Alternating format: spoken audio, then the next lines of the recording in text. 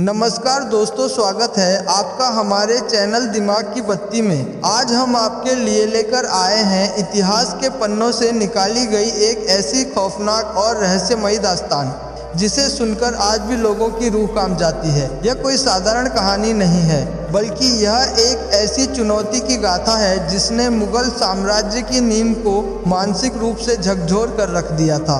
आप सभी ने अकबर और बीरबल के अनगिनत किस्से सुने होंगे, जहां बीरबल अपनी हाजिर जवाबी और चतुर बुद्धि से हर समस्या का समाधान चुटकियों में निकाल लेते थे। लेकिन आज जिस घटना का हम जिक्र करने जा रहे हैं वह आगरा के शाही दरबार में घटी एक ऐसी खौफनाक घटना थी, जहां मौत, जादू, श्राप और खूंखार पहेलियों का एक ऐसा मायाजाल बुना गया था जिससे बाहर निकलना किसी साधारण इंसान के बस की बात नहीं थी। तो अपनी धड़कनों को थाम लीजिए, क्योंकि यह सफर बहुत ही रोमांचक और खतरनाक होने वाला है। मुगल साम्राज्य की राजधानी आगरा। ये वो दौर था जब हिंदुस्तान की सत्ता का डंका पूरी दुनिया में बजता था। आगरा का किला अपनी भव्यता और ताकत के लिए दूर दूर तक मशहूर था। लाल बलुआ पत्थर से बनी किले की ऊंची दीवारें सूरज की पहली किरण के साथ ही सोने की तरह चमकने लगती थी। किले के भीतर दीवाने खास अपनी पूरी शान और शौकत के साथ सजा हुआ था। फर्श पर बिछे ईरान के बेशकीमती कालीन, दीवारों पर जड़े हुए हीरे जवाहरात और छत से लटकते हुए विशाल झूमर इस बात की गवाही दे रहे थे कि ये दुनिया के सबसे ताकतवर बादशाहों में से एक जलालुद्दीन मोहम्मद अकबर का दरबार है। दरबार की कार्यवाही अपने रोजमर्रा के अंदाज में चल रही थी। बादशाह अकबर अपने रत्न जड़ित ऊंचे सिंहासन पर विराजमान थे। उनके चेहरे पर वही चिरपरिचित तेज और गंभीरता थी। उनके ठीक नीचे दरबार के दोनों ओर हिंदुस्तान के सबसे चुनिंदा और बुद्धिमान लोग, जिन्हें नवरत्न कहा जाता था, अपने अपने स्थानों पर बैठे थे।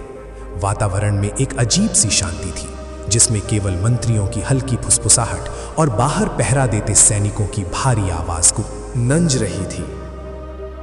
राज दरबार में न्याय के मामले सुने जा रहे थे। रियासतों के हिसाब किताब का ब्यौरा दिया जा रहा था और सब कुछ बहुत ही सामान्य और सुचारू रूप से चल रहा था। लेकिन किसी को इस बात का जरा सा भी अंदाजा नहीं था कि ये सामान्य सी सुबह एक ऐसे भयानक तूफान में बदलने वाली है जो मुगल दरबार की बौद्धिक श्रेष्ठता पर एक गहरा प्रश्न चिन्ह लगा देगा। अचानक दीवाने खास के भारी और विशाल लकड़ी के दरवाजे एक जोरदार और भयानक आवाज के साथ खुले। दरवाजों के खुलने की वो आवाज इतनी तेज और अचानक थी कि दरबार में मौजूद हर व्यक्ति एक पल के लिए सहम गया। सभी की नजरें मुख्य द्वार की ओर घूम गईं। द्वार पर दरबार का मुख्य द्वारपाल खड़ा था। उसके चेहरे पर पसीने की बूंदें साफ देखी जा सकती थीं और उसकी सांसें बुरी तरह फूल रही थीं, मानो वो मीलों दौड़कर आया हो। द्वारपाल की आंखों में एक अजीब सा डर और घबराहट थी। उसने दरबार के बीचों बीच आकर घुटने टेके और अपना सिर फर्श तक झुकाते हुए एक ऐसी खबर दी जिसने पूरे दरबार में हलचल मचा दी। हुजूर आला, जहां पनाह की जय हो। द्वारपाल की आवाज में एक अजीब सी कंपन थी। हुजूर, गुस्ताखी माफ हो, लेकिन किले के बाहर एक अजनबी खड़ा है। वो कोई साधारण मुसाफिर नहीं मालूम पड़ता। उसने एक अजीब सी विदेशी वेशभूषा पहन रखी है और वो सीधे आपसे मिलने की जिद कर रहा है। उसका कहना है कि वो 7 समुंदर पार किसी बहुत ही रहस्यमयी और दूर देश से आया है और हुजूर, वो कह रहा है कि वो अपने साथ आपके और आपके दरबारियों के लिए एक चुनौती लेकर आया है। दरबार में एक गहरा सन्नाटा छा गया। चुनौती? हिंदुस्तान के सबसे ताकतवर बादशाह को उसके ही दरबार में आकर चुनौती देने की जुर्रत कौन कर सकता था? दरबारियों के बीच खुसर फुसर शुरू हो गई। कोई कह रहा था कि ये किसी दुश्मन देश का जासूस हो सकता है, तो कोई इसे किसी पागल की हरकत बता रहा था। मुल्ला दो प्याजा, जो हमेशा खुद को बीरबल से श्रेष्ठ साबित करने की होड़ में रहते थे, उनका चेहरा तो घबराहट के मारे पीला पड़ गया था। अकबर ने अपने सिंहासन से थोड़ा आगे झुकते हुए अपनी भौहें सिकोड़ी। उनके चेहरे पर आश्चर्य और क्रोध के मिले जुले भाव थे। एक विदेशी दूत, और वो हमें चुनौती देना चाहता है। उसे फौरन पूरे सम्मान के साथ दरबार में पेश किया जाए। हम भी तो देखें कि आखिर वो कौन है जो मुगल सल्तनत की दहलीज पर आकर हमें ललकारने की हिम्मत कर रहा है। कुछ ही पलों में दरबार के द्वार से उस अजनबी ने भीतर प्रवेश किया। जैसे ही उसने दरबार में कदम रखा, पूरे माहौल का तापमान मानो अचानक से गिर गया हो। एक अजीब सी ठंडी हवा का झोंका पूरे दरबार में फैल गया। उस आदमी की वेशभूषा सचमुच बहुत ही विचित्र और डरावनी थी। उसने एक लंबा, काला और भारी लबादा पहन रखा था, जिस पर कुछ ऐसे अजीबोगरीब और रहस्यमयी निशान बने हुए थे जिन्हें दरबार का कोई भी विद्वान पहचान नहीं पा रहा था। उसके सिर पर एक अजीब सी टोपी थी जो उसके आधे चेहरे को ढक रही थी, लेकिन उसकी आंखें किसी भूखे भेड़िए की तरह चमक रही थीं। उन आंखों में कोई खौफ नहीं था, बल्कि एक अत्यधिक आत्मविश्वास और घमंड की झलक थी। उसके चलने का अंदाज बता रहा था कि उसे न तो बादशाह का डर है और ना ही मुगल दरबार की शानो शौकत का कोई असर उस पर हो रहा है। उसके जूतों की भारी आवाज सन्नाटे को चीरती हुई गूंज रही थी। वो अजनबी दूत चलते हुए सीधा सिंहासन के ठीक सामने आकर रुक गया। उसने ना तो अपना सिर झुकाया और ना ही दरबार के नियमों के अनुसार बादशाह को कोई सलाम या आदाब किया। वो बस अपनी तीखी नज़रों से अकबर को घूरता रहा। उसके होठों पर एक बहुत ही कुटिल और रहस्यमयी मुस्कान थी। जहाँ पनाह, उस विदेशी दूत की आवाज़ बहुत ही भारी, खुरदरी और गूंजने वाली थी। मैंने दूर देशों में आपके नाम के बहुत चर्चे सुने हैं। सुना है कि आगरा का ये दरबार दुनिया भर के सबसे महान और कुशाग्र बुद्धि वाले रत्नों से भरा पड़ा है। लोग कहते हैं कि आपके दरबार में ऐसा कोई सवाल नहीं जिसका जवाब ना हो, और ऐसी कोई पहेली नहीं जिसे आपके दरबारी सुलझा ना सके। अकबर ने अपनी गहरी आवाज़ में जवाब दिया, तुमने बिल्कुल सही सुना है अजनबी, लेकिन तुम कौन हो और बिना किसी शिष्टाचार के हमारे दरबार में सीधे चले आने की तुम्हारी ये जुर्रत कैसे हुई? तुम क्या चाहते हो? विदेशी दूत ने एक व्यंग्यात्मक हंसी हंसते हुए कहा, मेरे नाम और मेरी पहचान से आपको कोई सरोकार नहीं होना चाहिए बादशाह सलामत। मैं यहाँ सिर्फ और सिर्फ एक मकसद से आया हूँ। मैं आपकी और आप इन तथाकथित महान दरबारियों की बुद्धि का परीक्षण करना चाहता हूँ। मैं अपने साथ 8 बहुत ही खतरनाक और रहस्यमयी पहेलियाँ लाया हूँ। ये कोई बच्चों के खेलने वाली पहेलियाँ नहीं हैं। ये वो पहेलियाँ हैं जिन्होंने दुनिया के बड़े बड़े विद्वानों और ज्ञानियों को घुटने टेकने पर मजबूर कर दिया है। उसकी बात सुनकर पूरे दरबार में जैसे भूचाल सा आ गया। 8 पहेलियाँ, और वो भी इतनी खतरनाक। दूत ने आगे बोलना जारी रखा और इस बार उसकी आवाज में एक सीधी धमकी छिपी हुई थी। बादशाह सलामत, मेरी शर्त बहुत साफ है। अगर आपके दरबार में मौजूद इन रत्नों में से कोई भी मेरी इन 8 पहेलियों का सही उत्तर नहीं दे पाया तो आपको पूरी दुनिया के सामने ये स्वीकार करना होगा कि आपके दरबारियों की बुद्धिमत्ता महज एक कोरी अफवाह है और हिंदुस्तान की बुद्धि पर सवाल उठेगा। आपको ये मानना होगा कि मुगल दरबार में बैठे ये लोग ज्ञानी नहीं बल्कि मूर्खों का एक समूह है। ये सुनना था कि दरबार में हंगामा मच गया। सभी दरबारी गुस्से से आग बबूला हो उठे। कुछ सेनापतियों ने तो अपनी तलवारों की मूठ पर हाथ भी रख लिया था। किस दूत की बाहरी व्यक्ति का उनके बादशाह और उनकी बुद्धि का इस तरह से सरेआम अपमान करना बर्दाश्त के बाहर था। मुल्ला दो प्याजा, जो पहले से ही डरे हुए थे, अपनी जगह से धीरे से उठे और कांपती हुई आवाज में अकबर से बोले, जहां पनाह, गुस्ताखी माफ हो, लेकिन ये तो मुगल सल्तनत को सीधी सीधी और खुली चुनौती है। ये आदमी कोई साधारण इंसान नहीं लगता। इसकी बातों में जादू और फरेब की गंध आ रही है। हमें इसके इस खतरनाक खेल में शामिल नहीं होना चाहिए। हो सकता है ये कोई बहुत बड़ी साजिश हो। हमें इसे फौरन बंदी बनाकर काल कोठरी में डाल देना चाहिए। मुल्ला दो प्याजा के माथे पर पसीने की साफ लकीरें चमक रही थीं। वे किसी भी कीमत पर इस चुनौती से बचना चाहते थे, क्योंकि वे जानते थे कि अगर उनसे कोई सवाल पूछ लिया गया तो पूरे दरबार में उनकी बेइज्जती होना तय है। अकबर ने मुल्ला की ओर एक शांत लेकिन सख्त नज़र से देखा और फिर मुस्कुरा दिए।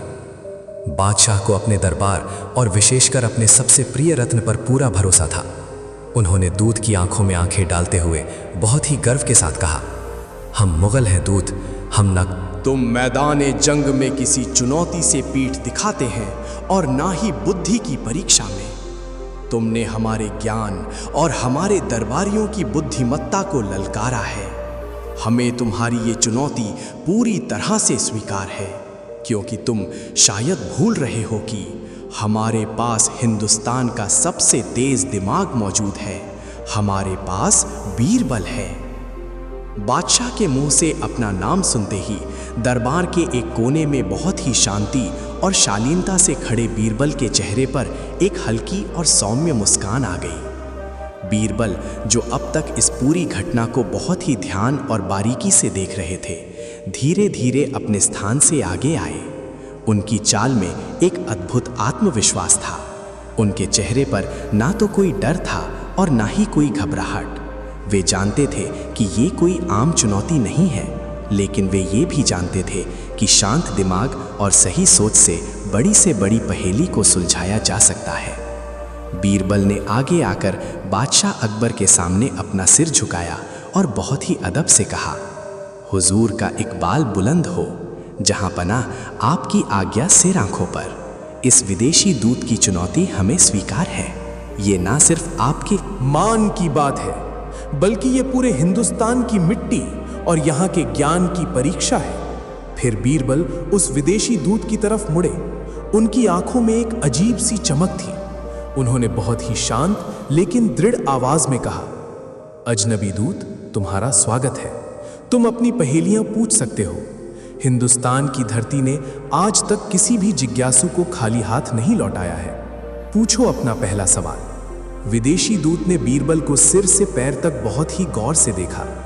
उसे शायद उम्मीद थी कि उसके खौफनाक रूप और चुनौती को देखकर कोई भी घबरा जाएगा, लेकिन बीरबल की शांति ने उसे थोड़ा हैरान कर दिया था। फिर भी अपनी कुटिल मुस्कान को बरकरार रखते हुए उसने अपना लबादा थोड़ा ठीक किया और दरबार के बीचों बीच खड़े होकर बहुत ही नाटकीय अंदाज में अपनी पहली पहेली पूरे दरबार के सामने रखी। तो सुनो बीरबल, दूत की आवाज पूरे दीवाने खास में गूंज उठी। मेरा पहला सवाल बहुत ही ध्यान से सुनना। ये सिर्फ शब्दों का खेल नहीं है, बल्कि ब्रह्मांड का एक बहुत बड़ा सत्य है। बताओ मुझे, ऐसी कौन सी चीज है जिसका कोई आकार नहीं, जिसका कोई रूप नहीं, जो निरंतर चलती रहती है, कभी धीमी होती है, कभी तेज महसूस होती है, जो रुकती भी है लेकिन कभी किसी इंसान की आंखों से दिखाई नहीं देती, जो राजाओं को रंक बना देती है और रंक को राजा, जो निर्माण भी करती है और विनाश भी। बताओ बीरबल, वो क्या है? पहेली सुनते ही पूरे दरबार में फिर से खुसर पुसर शुरू हो गई। सभी दरबारी अपने अपने दिमाग के घोड़े दौड़ाने लगे। कोई कह रहा था कि ये हवा हो सकती है, क्योंकि हवा चलती है और दिखाई नहीं देती, लेकिन हवा कभी रुकती नहीं। कोई कह रहा था कि ये सांस हो सकती है। मुल्ला दो प्याजा तो अपनी दाढ़ी खुजाते हुए आसमान की तरफ देखने लगे, मानो उत्तर छत पर लिखा हो। उन्होंने धीरे से अपने बगल वाले मंत्री से फुसफुसाते हुए कहा, ये तो बहुत ही उलझा हुआ और बेतुका सवाल है।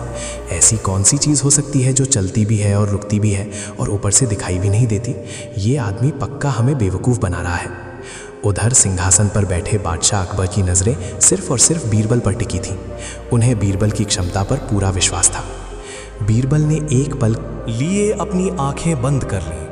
पूरे दरबार में एक गहरा और भारी सन्नाटा छा गया।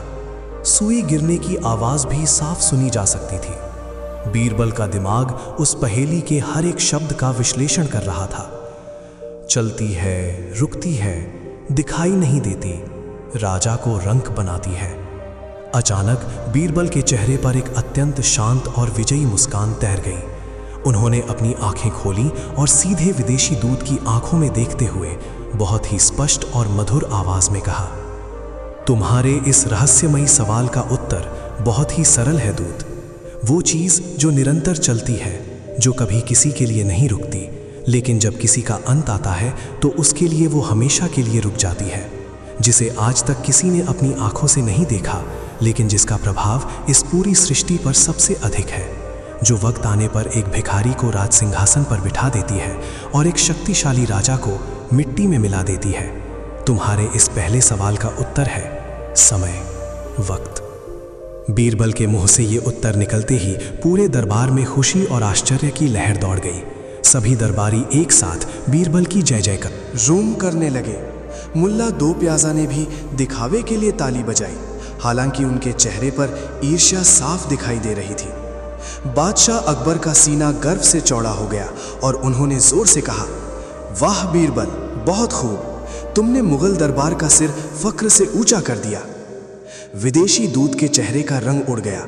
उसकी वो कुटिल मुस्कान जो अब तक उसके चेहरे पर चिपकी हुई थी, अचानक फीकी पड़ गई। उसे बिल्कुल भी उम्मीद नहीं थी कि कोई इतनी जल्दी और इतनी सटीकता से उसकी इस उलझी हुई पहेली का उत्तर दे देगा।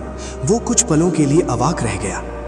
दोस्तों, कहानी के इस सबसे रोमांचक मोड़ पर पहुंचने के बाद और बीरबल की इस खतरनाक यात्रा में आगे क्या होगा ये जानने से पहले, अगर आप इस वीडियो को एंजॉय कर रहे हैं तो तुरंत हमारे चैनल दिमाग की बत्ती को सब्सक्राइब करें, वीडियो को लाइक करें और अपने दोस्तों के साथ शेयर करना बिल्कुल न भूलें, ताकि वो भी इतिहास के इस खौफनाक और रहस्यमयी सफर का हिस्सा बन सके।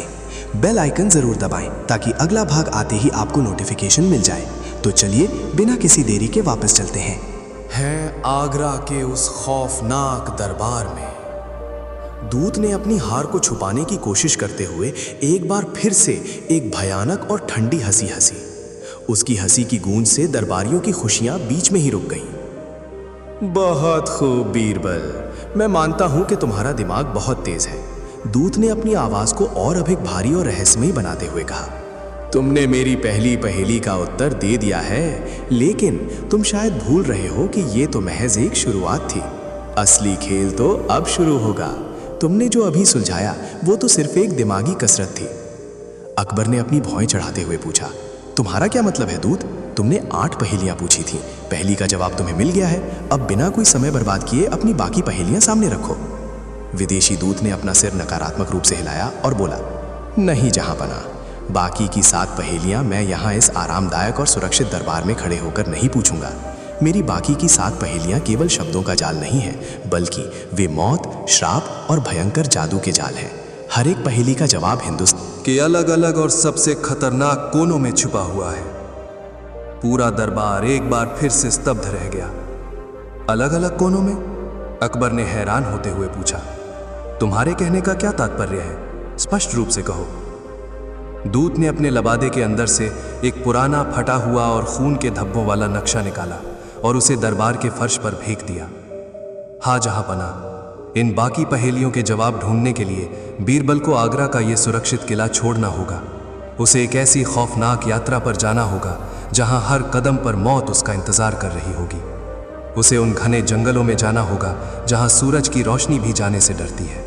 उसे उन शापित गांवों से गुजरना होगा जहां जादूगरों ने लोगों की आत्माओं को कैद कर रखा है। उसे खूंखार डाकुओं की घाटियों को पार करना होगा।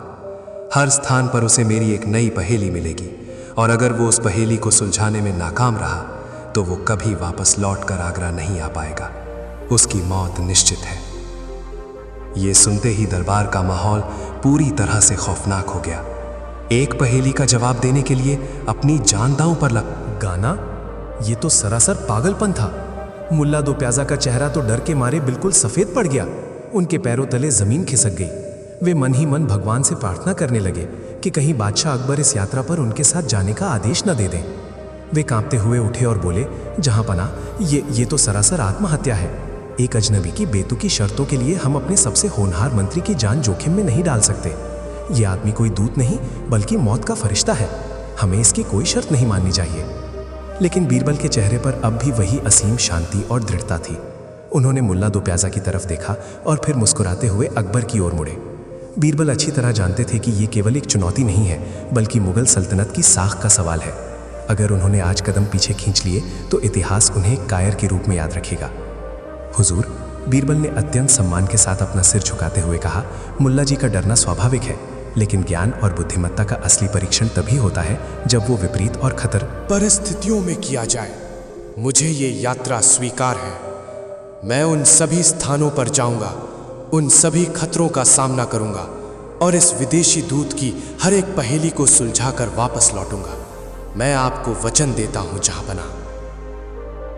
अकबर का हृदय एक ओर बीरबल की बहादुरी पर गर्व से भर गया था, लेकिन दूसरी ओर उन्हें अपने सबसे प्रिय मित्र के प्राणों की चिंता भी सता रही थी। उन्होंने बहुत ही गंभीर और भारी आवाज में कहा, बीरबल, तुम जानते हो कि तुम क्या कह रहे हो। ये कोई साधारण यात्रा नहीं है, ये मौत के मुंह में जाने जैसा है। हमें अपनी सल्तनत के सम्मान की परवाह है, लेकिन तुम्हारे प्राणों से बढ़कर हमारे लिए कुछ भी नहीं है। ये सिर्फ पहेलियां नहीं है, ये एक बहुत बड़ा और खतरनाक जाल मालूम पड़ता है।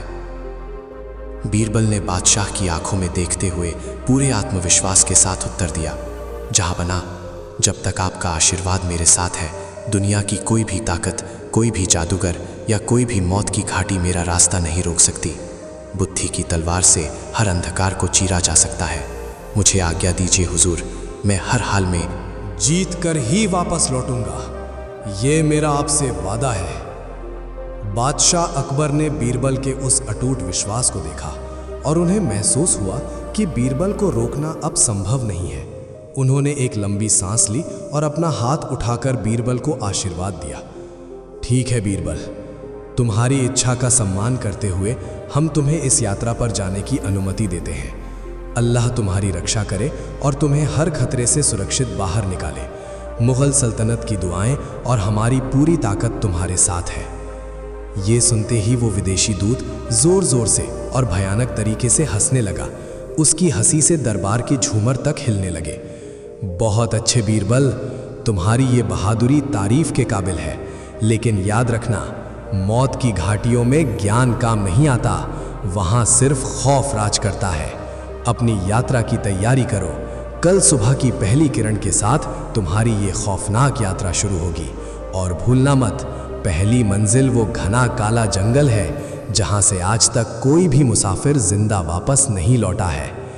इतना कहकर वो विदेशी दूत मुड़ा और अपने भारी कदमों की आवाज के साथ दरबार राह से बाहर निकल गया। उसके जाने के बाद भी दरबार में उसका वो खौफनाक प्रभाव कई देर तक महसूस किया जाता रहा। अगली सुबह आगरा का मौसम बहुत ही उदास और बोझिल था। आसमान में काले बादल छाए हुए थे, मानो प्रकृति भी बीरबल की इस खतरनाक यात्रा को लेकर चिंतित हो। बीरबल पूरी तरह से तैयार होकर अपने सबसे तेज और वफादार घोड़े पर सवार थे। उन्होंने अपने साथ ज्यादा सैनिक नहीं लिए थे, क्योंकि ये युद्ध हथियारों का नहीं बल्कि दिमाग का था। उन्होंने सिर्फ कुछ जरूरी सामान और अपनी असीम बुद्धिमत्ता को अपने साथ लिया था। बादशाह अकबर खुद किले के द्वार तक उन्हें विदा करने आए थे। अकबर की आंखों में एक अजीब सी नमी थी जिसे वे छुपाने की कोशिश कर रहे थे। सावधान रहना बीरबल, हर कदम फूंक फूंक कर रखना, अकबर ने बीरबल का हाथ थामते हुए कहा। बीरबल ने मुस्कुराकर सिर हिलाया और अपने घोड़े की लगाम खींचकर उसे उस घने काले जंगल की दिशा में मोड़ दिया जिसके बारे में उस रहस्यमयी दूत ने चेतावनी दी थी। जैसे जैसे बीरबल आगरा की सीमाओं को पार कर रहे थे, रास्ता वीरान और भयानक होता जा रहा था। और उधर दरबार में मुल्ला दो प्याजा ने बीरबल के जाते ही चैन की सांस ली। उन्होंने पसीना पोंछते हुए मन ही मन सोचा कि अच्छा हुआ जो वो इस मुसीबत में नहीं फंसे। लेकिन उन्हें नहीं पता था कि नियति ने उनके लिए भी एक बहुत ही हास्यास्पद और खौफनाक योजना बना रखी है जो उन्हें आगरा छोड़कर भागने पर मजबूर कर देगी। बीरबल का घोड़ा उस भयानक काले जंगल की सीमाओं में प्रवेश कर चुका था। पेड़ों की टहनियां इतनी घनी थीं कि दिन के समय भी वहां रात जैसा अंधेरा था। हवा में एक अजीब सी दुर्गंध और सन्नाटा था। बीरबल सतर्क होकर आगे बढ़ रहे थे, तभी अचानक जंगल के बीचों बीच जमीन फटी और एक हरे रंग के धुएं का विशाल गुबार उठा। घोड़े ने डरकर हिनहिनाते हुए अपने अगले पैर हवा में उठा लिए। बीरबल ने किसी तरह घोड़े को शांत किया और जब वो धुआं थोड़ा छटा तो सामने एक ऐसी खौफनाक आकृति खड़ी थी जिसे देखकर किसी के भी प्राण सूख जाए। वो एक तांत्रिक था। उसकी आंखें लाल अंगारे की तरह सुलग रही थीं। उसके शरीर पर भस्म लगी थी और उसके गले में खोपड़ियों की माला पड़ी हुई थी। उस तांत्रिक ने अपनी भयानक आवाज में बीरबल को चेतावनी देते हुए कहा, अगर तुम आगे बढ़े तो तुम्हारा शरीर यहीं इसी जंगल की मिट्टी में मिल जाएगा और तुम्हारी आत्मा हमेशा के लिए मेरी गुलाम बन जाएगी। क्या बीरबल इस खौफनाक तांत्रिक का सामना कर पाएंगे? क्या वो दूसरी पहेली को सुलझा पाएंगे? और वो जादूगर जिसने पूरे गांव को कैद कर रखा है, वो कौन है? डाकुओं के बीच फंसने के बाद बीरबल उस गधे का क्या इस्तेमाल करेंगे? और मुल्ला दो प्याजा आखिर आगरा छोड़कर क्यों भाग जाएंगे? इन सभी रोंगटे खड़े कर देने वाले सवालों के जवाब आपको मिलेंगे इस कहानी के अगले और सबसे खतरनाक भाग में। दोस्तों, अगर आपको ये सफ़र पसंद आ रहा हो और आप जानना चाहते हैं कि बीरबल इस खौफनाक माया जाल से कैसे बाहर निकलेंगे, तो हमारे चैनल को सब्सक्राइब ज़रूर करें। कमेंट में बताएं कि आपको ये पहला भाग कैसा लगा और इस वीडियो को शेयर करना ना भूलें। देखते रहिए और अपनी दिमागी कसरत जारी रखिए, केवल दिमाग की बत्ती पर। घने और खौफनाक जंगल के बीचों बीच, जहां सूरज की एक किरण भी पहुंचने से कतराती थी, बीरबल का सामना एक ऐसी खौफनाक सच्चाई से हुआ रहा था जिसने हवाओं को भी सर्द कर दिया था। जमीन से उठते हरे और दमघोटू धुएं के बीच से एक तांत्रिक की आकृति धीरे धीरे स्पष्ट हो रही थी। उसका रूप इतना भयावह था कि कमजोर दिल वाला इंसान उसे देखते ही अपने प्राण त्याग दे। उसके पूरे शरीर पर चिता की भस्म मली हुई थी। गले में इंसानी खोपड़ियों की माला झूल रही थी, जो उसके हर कदम के साथ आपस में टकराकर एक खौफनाक आवाज़ पैदा कर रही थी। उसकी आंखें किसी भूखे भेड़िए की तरह लाल थीं और उनमें से मानो आग बरस रही थी। तांत्रिक के होठों पर एक बहुत ही कुटिल और डरावनी मुस्कान थी। बीरबल का वफादार घोड़ा डर के मारे पीछे हटने लगा। वो बार बार हिनहिना रहा था और अपने अगले पैर हवा में उछाल रहा था। बीरबल ने बहुत ही शांत और सधे हुए हाथों से घोड़े की लगाम को थपथपाया और उसे शांत करने का प्रयास किया। बीरबल के चेहरे पर जरा भी शिकन नहीं थी। उनके माथे पर पसीने की एक बूंद तक नहीं थी। वे बहुत अच्छी तरह जानते थे कि डर इंसान की सोचने की क्षमता को खत्म कर देता है, और इस विदेशी दूत के बिछाए गए मायाजाल में डरने का मतलब था सीधी मौत। तांत्रिक ने अपने हाथ में पकड़े हुए एक अजीब से डंडे को जमीन पर जोर से पटका। डंडे के जमीन पर टकराते ही पूरे जंगल में एक भयंकर गूंज पैदा हुई। पेड़ के पत्तों से चमगादड़ों का एक झुंड फड़फड़ाता हुआ आसमान की तरफ उड़ गया। तुम एक बहुत बड़ी भूल कर रहे हो बीरबल। तांत्रिक की आवाज किसी गहरी और खाली गुफा से आ रही आवाज जैसी लग रही थी, भारी, गूंजती हुई और रूह को कंपा देने वाली। तुम जिस रास्ते पर निकल पड़े हो, वो रास्ता सीधा जहन्नुम की तरफ जाता है। आगरा के दरबार में बैठकर पहेलियां सुलझाना और इस खौफनाक जंगल में मौत की आंखों में आंखें डालकर बात करना, दोनों में जमीन आसमान का फर्क है। यहाँ तुम्हारी बुद्धि काम नहीं आएगी, यहाँ सिर्फ मेरा खौफ राज करता है। लौट जाओ बीरबल। अगर तुम एक कदम भी आगे बढ़े तो मैं तुम्हारी आत्मा को इस जंगल के सबसे पुराने पेड़ में हमेशा के लिए कैद कर दूंगा। बीरबल ने बहुत ही शांति से तांत्रिक की आंखों में देखा और उनके होठों पर एक हल्की सी मुस्कान तैर गई। धमकी और खौफ का सहारा वही लेते हैं जिनका ज्ञान कमजोर होता है। मुझे आगरा के मुगल दरबार से एक विदेशी दूत ने चुनौती दी है, और हिंदुस्तान की मिट्टी का ये उसूल है कि हम किसी भी चुनौती से पीठ दिखाकर नहीं भागते। अगर तुम्हारी शक्तियों में सचमुच इतना दम है तो मुझे वो पहेली दो जिसके लिए तुम यहाँ मेरा रास्ता रोककर खड़े हो। मेरा समय व्यर्थ मत करो। तांत्रिक को बीरबल की इस निडरता पर भारी क्रोध आ गया। उसने अपनी खोपड़ियों की माला को कसकर पकड़ा और एक भयानक अट्टहास किया। उसकी हंसी पूरे जंगल में गूंज उठी। तुम्हारा अहंकार बहुत जल्द टूटने वाला है मुगल दरबार के सबसे चतुर मंत्री। तो सुनो अपनी मौत का फरमान। मेरा सवाल बहुत ध्यान से सुनना, क्योंकि अगर तुमने गलत जवाब दिया तो ये हरा धुआं तुम्हारे फेफड़ों में भर जाएगा और तुम तड़प तड़प कर यहीं दम तोड़ दोगे।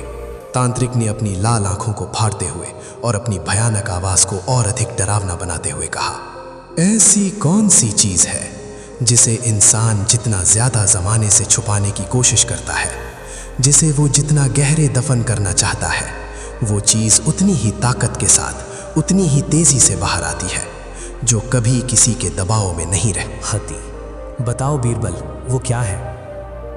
जंगल में अचानक हवा का चलना बंद हो गया। सन्नाटा इतना गहरा हो गया कि बीरबल को अपने ही दिल के धड़कने की आवाज साफ सुनाई देने लगी। हरा धुआं धीरे धीरे बीरबल और उनके घोड़े को चारों तरफ से घेरने लगा था। वो धुआं बहुत ही जहरीला और दम घोटू महसूस हो रहा था।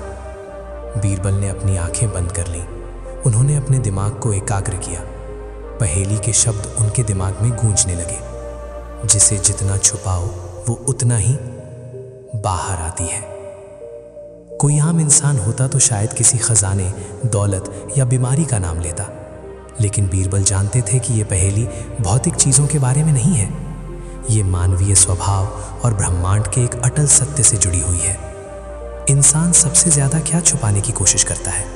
अपने अपराध, अपने झूठ और उस सच्चाई को जो उसे कटघरे में खड़ा कर सकती है। लेकिन चाहे कितनी भी कोशिश कर ली जाए, वो चीज़ कभी छुपती नहीं है। बीरबल ने झटके से अपनी आंखें खोली। उनकी आंखों में जीत की चमक थी। उन्होंने उस जहरीले धुएं की परवाह किए बिना अत्यंत बुलंद और स्पष्ट आवाज में कहा, तुम्हारी ये पहेली बहुत ही गहरी है तांत्रिक, लेकिन इसका उत्तर उतना ही पारदर्शी है।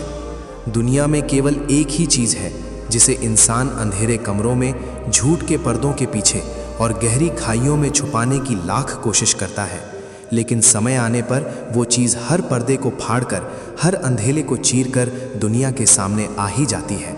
तुम्हारे इस सवाल का उत्तर है सच, सत्य। बीरबल के मुंह से सच शब्द निकलते ही जंगल में एक जोरदार धमाका हुआ। वो हरा धुआं जो बीरबल का दम घोटने वाला था, अचानक से छिन्न भिन्न हो गया।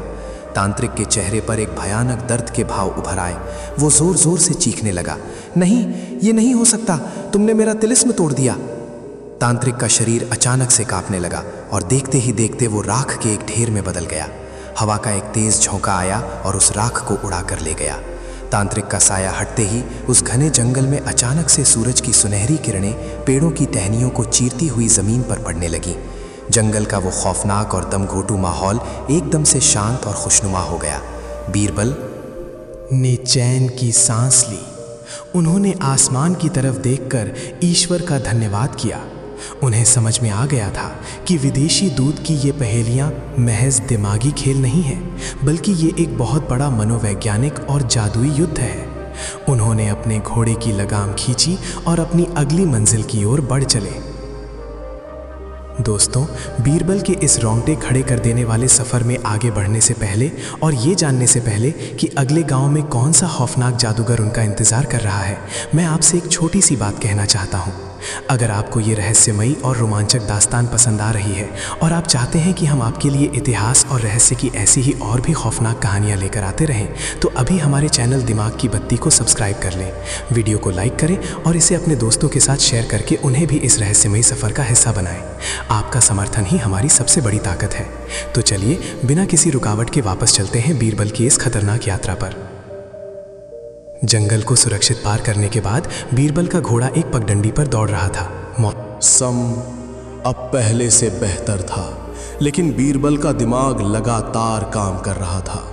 उन्हें पता था कि विदेशी दूत ने 8 पहेलियों की बात कही थी और अभी तो सिर्फ 2 ही हल हुई थीं। सफ़र अभी बहुत लंबा और खतरों से भरा था। चलते चलते बीरबल एक बहुत ही अजीब से गांव की सीमा पर पहुंचे।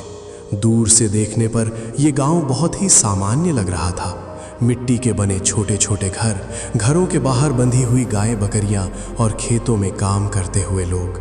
लेकिन जैसे ही बीरबल ने गांव के भीतर प्रवेश किया, उनके रोंगटे खड़े हो गए। वहां का नज़ारा बहुत ही असहज और डरावना था। गांव के सभी लोग अपने अपने कामों में लगे हुए थे। कोई लकड़ी काट रहा था, कोई पानी भर रहा था, तो कोई अनाज पीस रहा था। लेकिन सबसे खौफनाक बात यह थी कि गांव का हर एक व्यक्ति, चाहे वो बच्चा हो, जवान हो या बूढ़ा, जोर जोर से हंस रहा था। उनके होठों पर एक बहुत ही चौड़ी और अप्राकृतिक हंसी चिपकी हुई थी। लेकिन जब बीरबल ने उनके चेहरों को करीब से देखा तो उनकी रूह कांप गई। उन लोगों के होठ तो हंस रहे थे, लेकिन उनकी आंखों से लगातार आंसू बह रहे थे। उनकी आंखों में एक भयानक दर्द, खौफ और बेबसी साफ दिखाई दे रही थी। वे हंसना नहीं चाहते थे, लेकिन कोई अदृश्य शक्ति उन्हें लगातार हंसने पर मजबूर कर रही थी। बीरबल एक बूढ़े आदमी के पास गए जो कुएं से पानी निकाल रहा था और पागलों की तरह हंस रहा था। बाबा, क्या बात है? आप लोग इस तरह क्यों हंस रहे हैं? और आपकी आंखों में ये आंसू कैसे? बीरबल ने चिंता से पूछा। बूढ़े आदमी ने बीरबल की तरफ देखा। उसकी आंखें मदद की भीख मांग रही थीं। उसने हंसते हंसते हुए ही कांपती आवाज में कहा, हमें बचा लो मुसाफिर, हा हा हा, हम शापित हैं, हा हा हा, हमें यहाँ से निकालो, हा हा हा। तभी गांव के बीचों बीच स्थित एक बड़े से चौक पर एक जोरदार धमाका हुआ। रंग बिरंगे धुएं के बादल उठे और जब धुआं छटा तो वहां एक आदमी खड़ा था। उसने चमकीले और भड़कीले कपड़े पहने हुए थे। उसके सिर पर एक लंबी और नुकीली टोपी थी और उसके हाथ में एक अजीब सी छड़ी थी। ये वो जादूगर था जिसके बारे में दूत ने चेतावनी दी थी। जादूगर ने बीरबल की तरफ देखकर एक बहुत ही घमंडी और नाटकीय मुस्कान दी। स्वागत है आगरा के चतुर मंत्री। री बीरबल, मैंने तुम्हारे आने की खबर सुन ली थी। देख रहे हो मेरे जादू का कमाल। इस पूरे गांव ने मेरे हुक्म को मानने से इनकार किया था, इसलिए मैंने इनकी रोने की आजादी छीन ली। अब ये जिंदगी भर ऐसे ही हंसते हंसते तड़पेंगे। बीरबल की आंखों में क्रोध की ज्वाला भड़क उठी। किसी बेकसूर को इस तरह तड़पाना बीरबल को बिल्कुल बर्दाश्त नहीं था। उन्होंने अपनी आवाज को सख्त करते हुए कहा, अपने इस घटिया जादू का घमंड मुझ पर मत दिखाओ जादूगर। मैं जानता हूं कि तुम उस विदेशी दूत के मोहरे हो। मुझे वो पहेली दो जिसे सुलझाकर मैं इन बेकसूर गांव वालों को तुम्हारे इस नीच और घिनौने जाल से आजाद कर सकूं। जादूगर अपनी छड़ी को घुमाते हुए बीरबल के करीब आया। तुम्हारी जबान बहुत चलती है बीरबल, लेकिन यहाँ शब्दों से नहीं दिमाग से काम लेना होगा। अगर तुम मेरी पहेली का सही जवाब नहीं दे पाए तो तुम भी हमेशा के लिए इसी गांव में रहकर ऐसे ही पागलों की तरह हंसते रहोगे। जादूगर ने अपनी आंखें सिकोड़ी और अपनी तीसरी पहेली रखी। ऐसी कौन सी चीज है जो शीशे की तरह पारदर्शी होती है, जो बहुत ही नाज खुशी होती है। लोग उसे बनाते हैं, उसे संजोते हैं, लेकिन जब वो टूटती है तो कोई आवाज नहीं होती, कोई शोर नहीं मचता। फिर भी उसके टूटने की गूंज इंसान के दिल में जिंदगी भर सुनाई देती है। बताओ बीरबल, वो क्या है? बीरबल ने गांव वालों की तरफ देखा जो अभी भी मजबूरी में हंस रहे थे और रो रहे थे। ये पहेली बहुत ही भावुक और गहरी थी। शीशे की तरह पारदर्शी, टूटने पर आवाज नहीं, लेकिन दर्द जिंदगी भर का। बीरबल ने इंसानी रिश्तों और भावनाओं के बारे में सोचना शुरू किया। शीशा टूटता है तो छन्न की आवाज आती है, लकड़ी टूटती है तो कड़कने की आवाज आती है, लेकिन ऐसी कौन सी चीज है जो बिना शोर किए टूट जाती है? बीरबल का ध्यान उन गांव वालों पर गया जिन्होंने शायद इस जादूगर से कोई वायदा किया होगा या इस पर भरोसा किया होगा, जिसे इस जादूगर ने तोड़ दिया। बीरबल के चेहरे पर एक शांत भाव आ गया। उन्होंने जादूगर की आंखों में सीधे देखते हुए कहा, तुम्हारी पहेली तुम्हारे ही चरित्र की तरह है जादूगर, धोखेबाज और अविश्वास से भरी हुई। दुनिया में वो चीज जिसे इंसान बहुत मेहनत और सच्चाई से बनाता है, लेकिन जो बहुत नाजुक होती है। जब कोई उसे तोड़ता है तो बाहर की दुनिया को कोई शोर सुनाई नहीं देता, लेकिन जिसके साथ वो टूटती है उसकी आत्मा चीत्कार कर उठती है। तुम्हारे इस सवाल का उत्तर है वादा या विश्वास। जैसे ही बीरबल ने वादा शब्द कहा, जादूगर के हाथ में पकड़ी हुई जादुई छड़ी में अचानक से दरारें पड़ने लगी। छड़ी के अंदर से तेज रोशनी निकलने लगी और एक जोरदार धमाके के साथ वो छड़ी टूटकर जमीन पर गिर पड़ी। छड़ी के टूटते ही पूरे गांव में छाई हुई वो अजीब सी अप्राकृतिक हंसी अचानक से रुक गई। लोग अपने चेहरों को छूने लगे। उनके होठों की वो अजीब सी मुस्कान गायब हो चुकी थी। वे अब आजाद थे। गांव वाले दौड़कर बीरबल के पैरों में गिर पड़े और फूट फूट कर रोने लगे। ये रोना मजबूरी का नहीं बल्कि आज़ादी और खुशी का था। बूढ़े आदमी ने बीरबल के हाथ चूमते हुए कहा, खुदा आपको सलामत रखे मुसाफिर, आपने हमें इस नरक से निकाल लिया, लेकिन आगे का रास्ता बहुत खतरनाक है। आगे चंबल की खूंखार घाटियां हैं। वहाँ इंसानियत नहीं बल्कि डाकुओं की तलवारें राज करती हैं। वहाँ कोई जादू नहीं बल्कि मौत का सीधा तांडव होता है। आप वहाँ जाने से बचें। बीरबल ने बूढ़े आदमी को उठाया और प्यार से उसके कंधे थपथपाए। मुझे रुकने की इजाज़त नहीं है बाबा। मुगल सल्तनत का सम्मान और मेरा फ़र्ज़ मुझे आगे बुला रहा है। बीरबल ने अपने घोड़े की ओर कदम बढ़ाए और उन खूंखार घाटियों की तरफ निकल पड़े। लेकिन दोस्तों, बीरबल जहां एक तरफ मौत की घाटियों की तरफ बढ़ रहे थे, वहीं दूसरी तरफ आगरा के किले में एक बहुत ही हास्यास्पद और मज़ेदार घटना घट रही थी।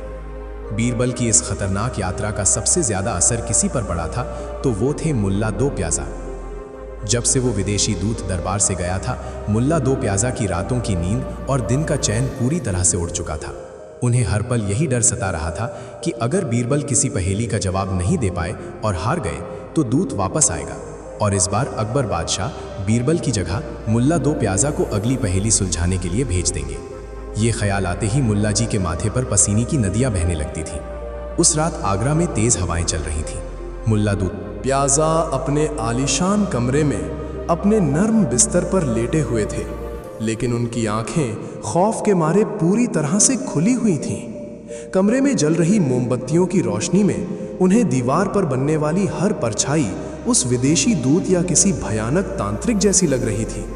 तभी अचानक खिड़की के पास रखी एक फूलदान को किसी बिल्ली ने गिरा दिया। छन की आवाज हुई। मुल्ला दो प्याजा बिस्तर से ऐसे उछले जैसे किसी ने उनके बिस्तर पर जलता हुआ कोयला रख दिया हो। वे कांपते हुए एक कोने में दुबक गए और अपनी आंखें मींच लीं। या खुदा, आ गया, वो खौफनाक दूत मुझे लेने आ गया। मुझे नहीं जाना किसी काले जंगल में, मुझे कोई पहेली नहीं सुलझानी।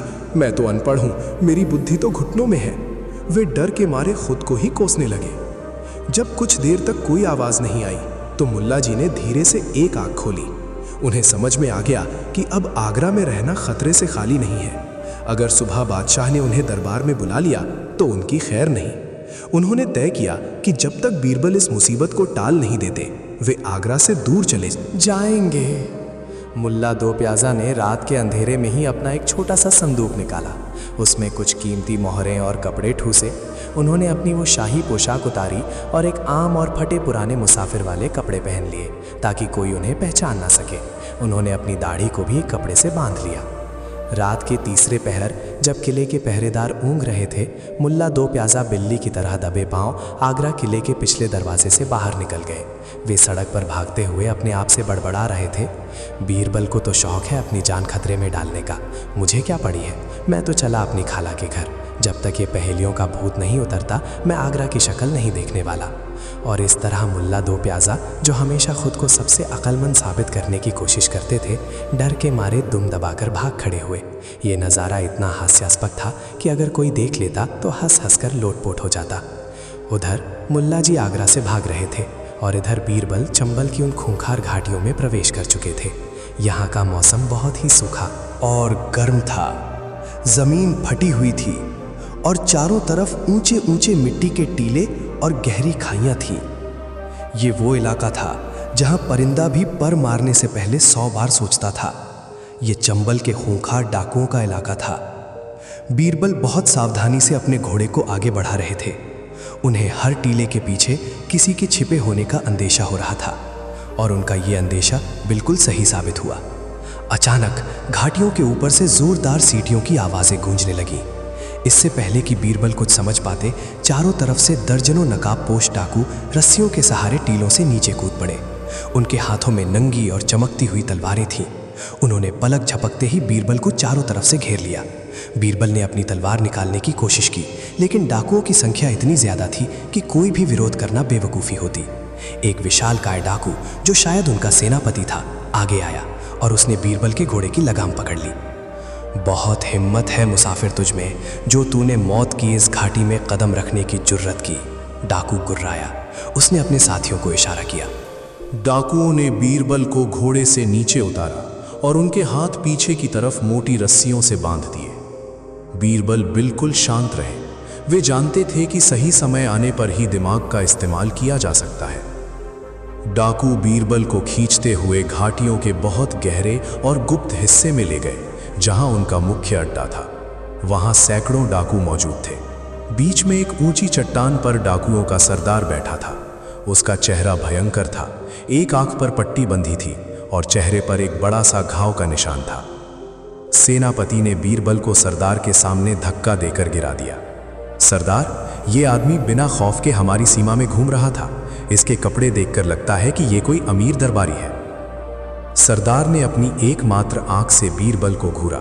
उसने अपनी भारी तलवार जमीन पर टिकाई और हंसते हुए बोला, दरबारी, बहुत बढ़िया। मुगलों के खजाने से तो हमने बहुत लूटा है, आज उनके एक दरबारी की जान लूटने का मजा आएगा। बीरबल ने बिना किसी घबराहट के सीधे खड़े होकर सरदार की आंखों में देखा। मैं यहाँ तुमसे लड़ने या तुम्हें कोई खजाना देने नहीं आया हूँ सरदार। मुझे यहाँ उस विदेशी दूत ने भेजा है जिसने मुझे एक पहेली सुलझाने की चुनौती दी है। अगर मैं वो पहेली नहीं सुलझा पाया तो तुम्हारी तलवार से पहले मेरी अपनी हार ही मुझे मार डालेगी। सरदार ये सुनकर थोड़ा चौंका, फिर वो जोर से हंसा। पहेली?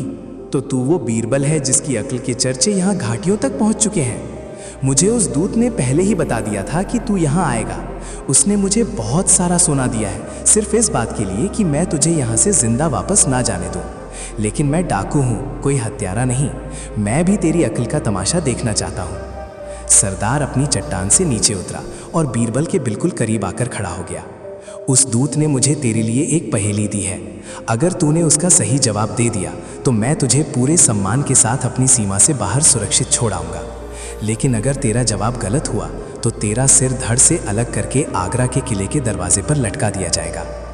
बीरबल ने गहरी सांस ली और कहा, मुझे तुम्हारी शर्त मंजूर है सरदार, पूछो अपनी पहेली।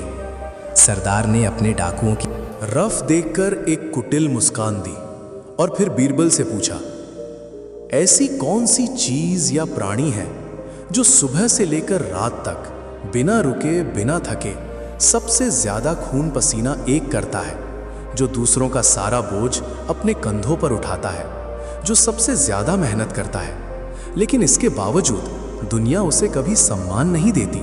उसे हमेशा बेवकूफ, नीच और मूर्ख ही समझा जाता है।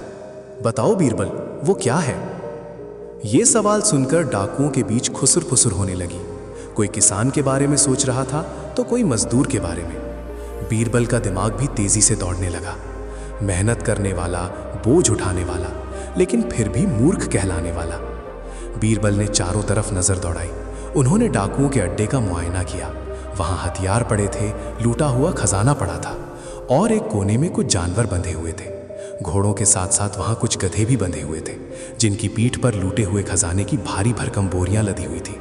गधे बेचारे थके हारे सिर झुकाए खड़े थे और कुछ डाकू उन्हें डंडों से मार मार कर हाँक रहे थे। ये नज़ारा देखते ही रबल के दिमाग की बत्ती जल गई। उनके चेहरे पर एक बहुत ही व्यंग्यात्मक और हल्की सी मुस्कान आ गई। उन्होंने सीधे डाकुओं के सरदार की तरफ देखा। तुम्हारी पहेली का जवाब तुम्हारे ही अड्डे में मौजूद है सरदार, बीरबल ने अत्यंत शांत और मजाकिया अंदाज में कहा।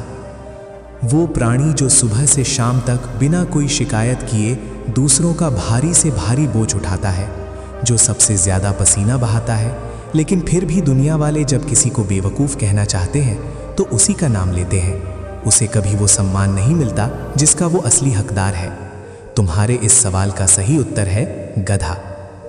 बीरबल का जवाब सुनते ही पूरे अड्डे में पिन ड्रॉप साइलेंस यानी गहरा सन्नाटा छा गया। सरदार की एकमात्र आंख आश्चर्य से फैल गई। वो कुछ पलों तक बीरबल को घूरता रहा और फिर अचानक से सरदार जोर जोर से ठहाके मारकर हंसने लगा। उसकी हंसी देखकर बाकी डाकू भी जोर जोर से हंसने लगे। वाह बीरबल वाह! सरदार ने हंसते हुए बीरबल की पीठ जोर से थपथपाई। मैंने सुना था कि तेरा दिमाग तलवार से भी तेज है और आज मैंने वो देख भी लिया। तू ने बिल्कुल सही जवाब दिया है। मेरे अपने आदमियों को भी इसका जवाब नहीं पता था। सरदार ने तुरंत अपने सेनापति को हुक्म दिया, इसकी रस्सियां खोल दो। ये आदमी सम्मान के लायक है। जो आदमी अपनी जान पर खेलकर भी अपना दिमाग शांत रख सकता है, वो कोई मामूली इंसान नहीं है। रस्सियां खुलते ही बीरबल ने अपने हाथ मले। सरदार ने बीरबल के सामने हाथ जोड़कर कहा, तेरी अक्ल ने आज चंबल के इस खूंखार सरदार का दिल जीत लिया है। तूने वो पहेली सुलझा दी है। तू यहां से सुरक्षित जा सकता है। मेरे सबसे बेहतरीन डाकू तुझे चंबल की सीमा के बाहर तक सुरक्षित छोड़कर आएंगे, ये मेरा वादा है। बीरबल ने सरदार का धन्यवाद किया। उन्होंने अपनी लगातार 3 खौफनाक और जानलेवा पहेलियां सुलझा ली थीं। तांत्रिक, जादूगर और डाकू तीनों ही विदेशी दूत की चालें थीं, लेकिन बीरबल की बुद्धिमत्ता ने उन सभी चालों को धूल चटा दी थी। जब बीरबल चंबल की सीमाओं को सुरक्षित पार कर रहे थे तो वे जानते थे कि उन्होंने सबसे खतरनाक पड़ाव पार कर लिए हैं। लेकिन सफर अभी खत्म नहीं हुआ था। अभी भी कुछ पहेलियां बाकी थीं और सबसे खतरनाक का आखिरी पहेली अभी भी आगरा के दरबार में उनका इंतजार कर रही थी। विदेशी दूत का असली मकसद क्या था? वो बीरबल को इतना क्यों घुमा रहा था?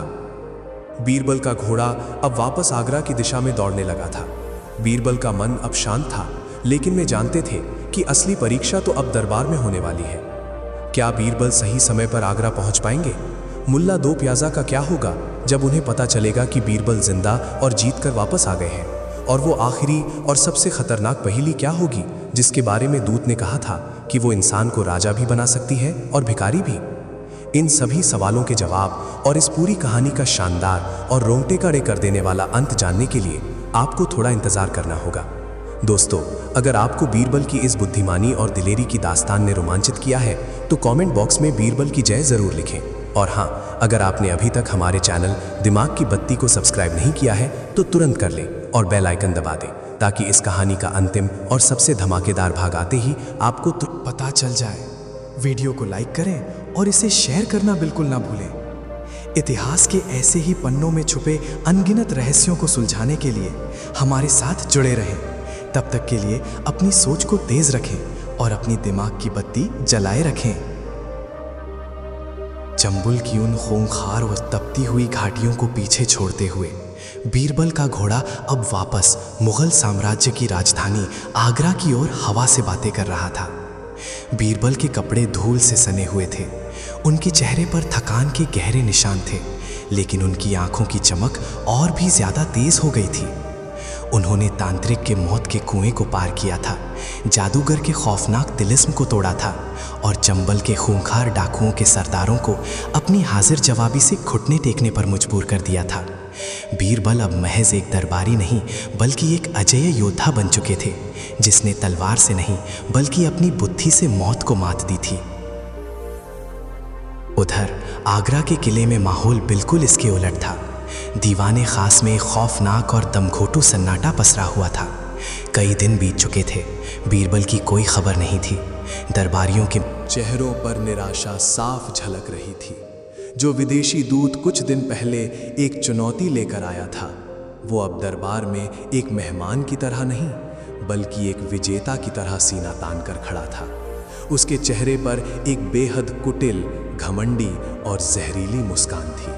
वो बार बार अपनी उस रहस्यमयी पोशाक को ठीक करता और दरबारियों की तरफ एक व्यंग्यात्मक नजरों से देखता। बादशाह अकबर अपने ऊंचे और रत्न जड़ित सिंहासन पर बैठे तो थे, लेकिन उनकी आंखों में नींद नहीं थी।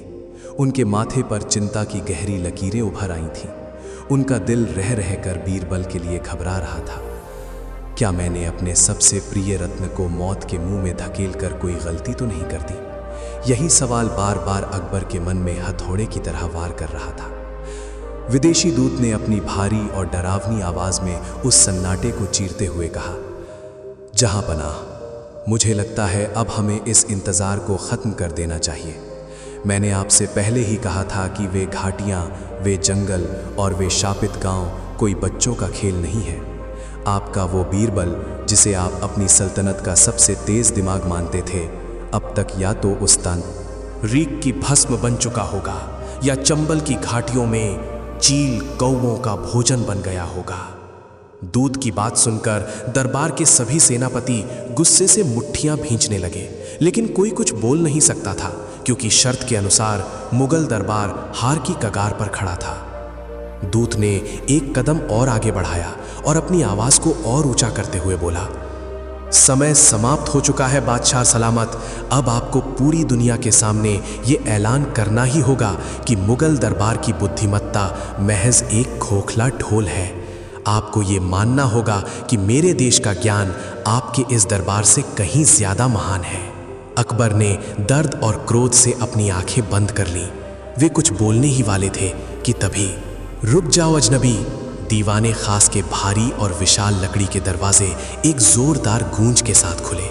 बाहर पहरा दे रहे सैनिकों की कतारें सम्मान में पीछे हट गईं और दरवाजे के ठीक बीचों बीच सूरज की ढलती हुई सुनहरी किरणों के साए में खड़ा था बीरबल। पूरे दरबार में जैसे किसी ने जान फूंक दी हो। दरबारियों की आंखें फटी की फटी रह गईं। बादशाह अकबर झटके से अपने सिंहासन नस से खड़े हो गए। उनके चेहरे पर जो चिंता के बादल छाए थे वे एक पल में खुशी की चमक में बदल गए। बीरबल, अकबर के मुंह से बेसाख्ता आवाज निकली। बीरबल के कपड़े फटे हुए थे, जूतों पर कीचड़ और धूल थी, लेकिन उनके चलने का अंदाज किसी चक्रवर्ती सम्राट से कम नहीं था। वे मुस्कुराते हुए सीना चौड़ा करके दरबार के बीचों बीच आए। उस विदेशी दूत के चेहरे का रंग तो देखने लायक था। उसकी वो घमंडी मुस्कान ऐसे गायब हुई जैसे गधे के सिर से सींग। उसकी आंखें खौफ और आश्चर्य से फैल गईं। उसका पूरा शरीर कांपने लगा। यह असंभव है, दूत हकलाते हुए बोला। तुम उस तांत्रिक के काले धुएं से कैसे बचे? तुमने जादूगर का जाल कैसे तोड़ा? और चंबल के डाकू, उन्होंने तुम्हें जिंदा कैसे छोड़ दिया? बीरबल ने बहुत ही शांति से अपना सिर झुकाकर बादशाह अकबर को सलाम किया और फिर मुड़कर उस दूत की आंखों में आंखें डालकर बोले, तुमने मेरे शरीर को मारने के लिए मौत के जाल बिछाए थे दूत, लेकिन तुम ये भूल गए कि मैं अपनी पहचान अपने शरीर से नहीं, अपने दिमाग से बनाता हूँ। तांत्रिक का खौफ सच की रोशनी के आगे राख हो गया। जादूगर का तिलिस्म वादे के टूटने के साथ ही बिखर गया और डाकुओं के अड्डे में मैंने ये साबित कर दिया कि दुनिया में सबसे ज्यादा मेहनत करने वाला गधा कहलाता है, लेकिन जो दिमाग से काम लेता है वही सिकंदर बनता है। तुम्हारी बिछाई हुई मौत की हर बिसात को मैंने अपनी बुद्धि से पलट दिया है। पूरा दरबार बीरबल की इस बहादुरी और बुद्धिमानी को सुनकर तालियों की गड़गड़ाहट से गूंज उठा। अकबर की आंखों में खुशी के आंसू थे। उन्होंने कहा, हमें तुम पर फख्र है बीरबल। तुमने आज सिर्फ अपनी जान ही नहीं बचाई बल्कि पूरे हिंदुस्तान का मान रख लिया। लेकिन वो विदेशी दूत अभी भी हार मानने को तैयार नहीं था। उसकी आंखों में अब डर की जगह बौखलाहट और क्रोध ने ले ली थी। उसके होंठ गुस्से से फड़फड़ा रहे थे। अभी जश्न मनाने का समय नहीं आया है जहांपना, दूत ने चीखते हुए कहा। बीरबल ने मेरी बिछाई हुई मौत की घाटियों को पार तो कर लिया है, लेकिन मेरी 8 पहेलियों का चक्र अभी पूरा नहीं हुआ है। सबसे आखिरी, सबसे खतरनाक और सबसे उलझी हुई पहेली अभी बाकी है, और ये पहेली कोई आम पहेली नहीं है। ये सीधे इंसान की आत्मा और उसके वजूद पर प्रहार करती है। अगर बीरबल ने इसका गलत जवाब दिया तो ये जीत एक ही पल में हार में बदल जाएगी। दरबार में फिर से खामोशी छा गई। सभी की धड़कनें एक बार फिर तेज हो गईं। आखिरी पहेली, वो पहेली जिसके लिए दूत इतना आश्वस्त था कि कोई उसे सुलझा नहीं सकता। दोस्तों, इससे पहले कि वो रहस्यमयी और विदेशी दूत अपनी वो आखिरी और सबसे खौफनाक पहेली बीरबल के सामने रखे और बीरबल मुगल सल्तनत की इज्जत बचाने के लिए अपना आखिरी दांव खेले, मैं आपसे कुछ कहना चाहता हूँ।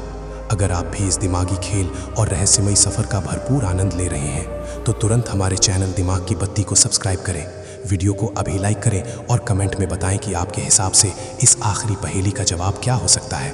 इसे अपने परिवार और दोस्तों के साथ शेयर करें ताकि वे भी अपनी दिमागी कसरत कर सकें। तो चलिए बिना सांस लिए वापस चलते हैं उस खौफनाक और तनावपूर्ण दरबार में। दूत ने अपनी मुट्ठियां भींच लीं। उसने पूरे दरबार की ओर एक नज़र घुमाई और फिर बीरबल के बिल्कुल करीब आकर एक फकारती हुई आवाज में अपनी आखिरी पहेली रखी। तो सुनो बीरबल, मेरा 8वां और सबसे अचूक बाण, ध्यान से सुनना।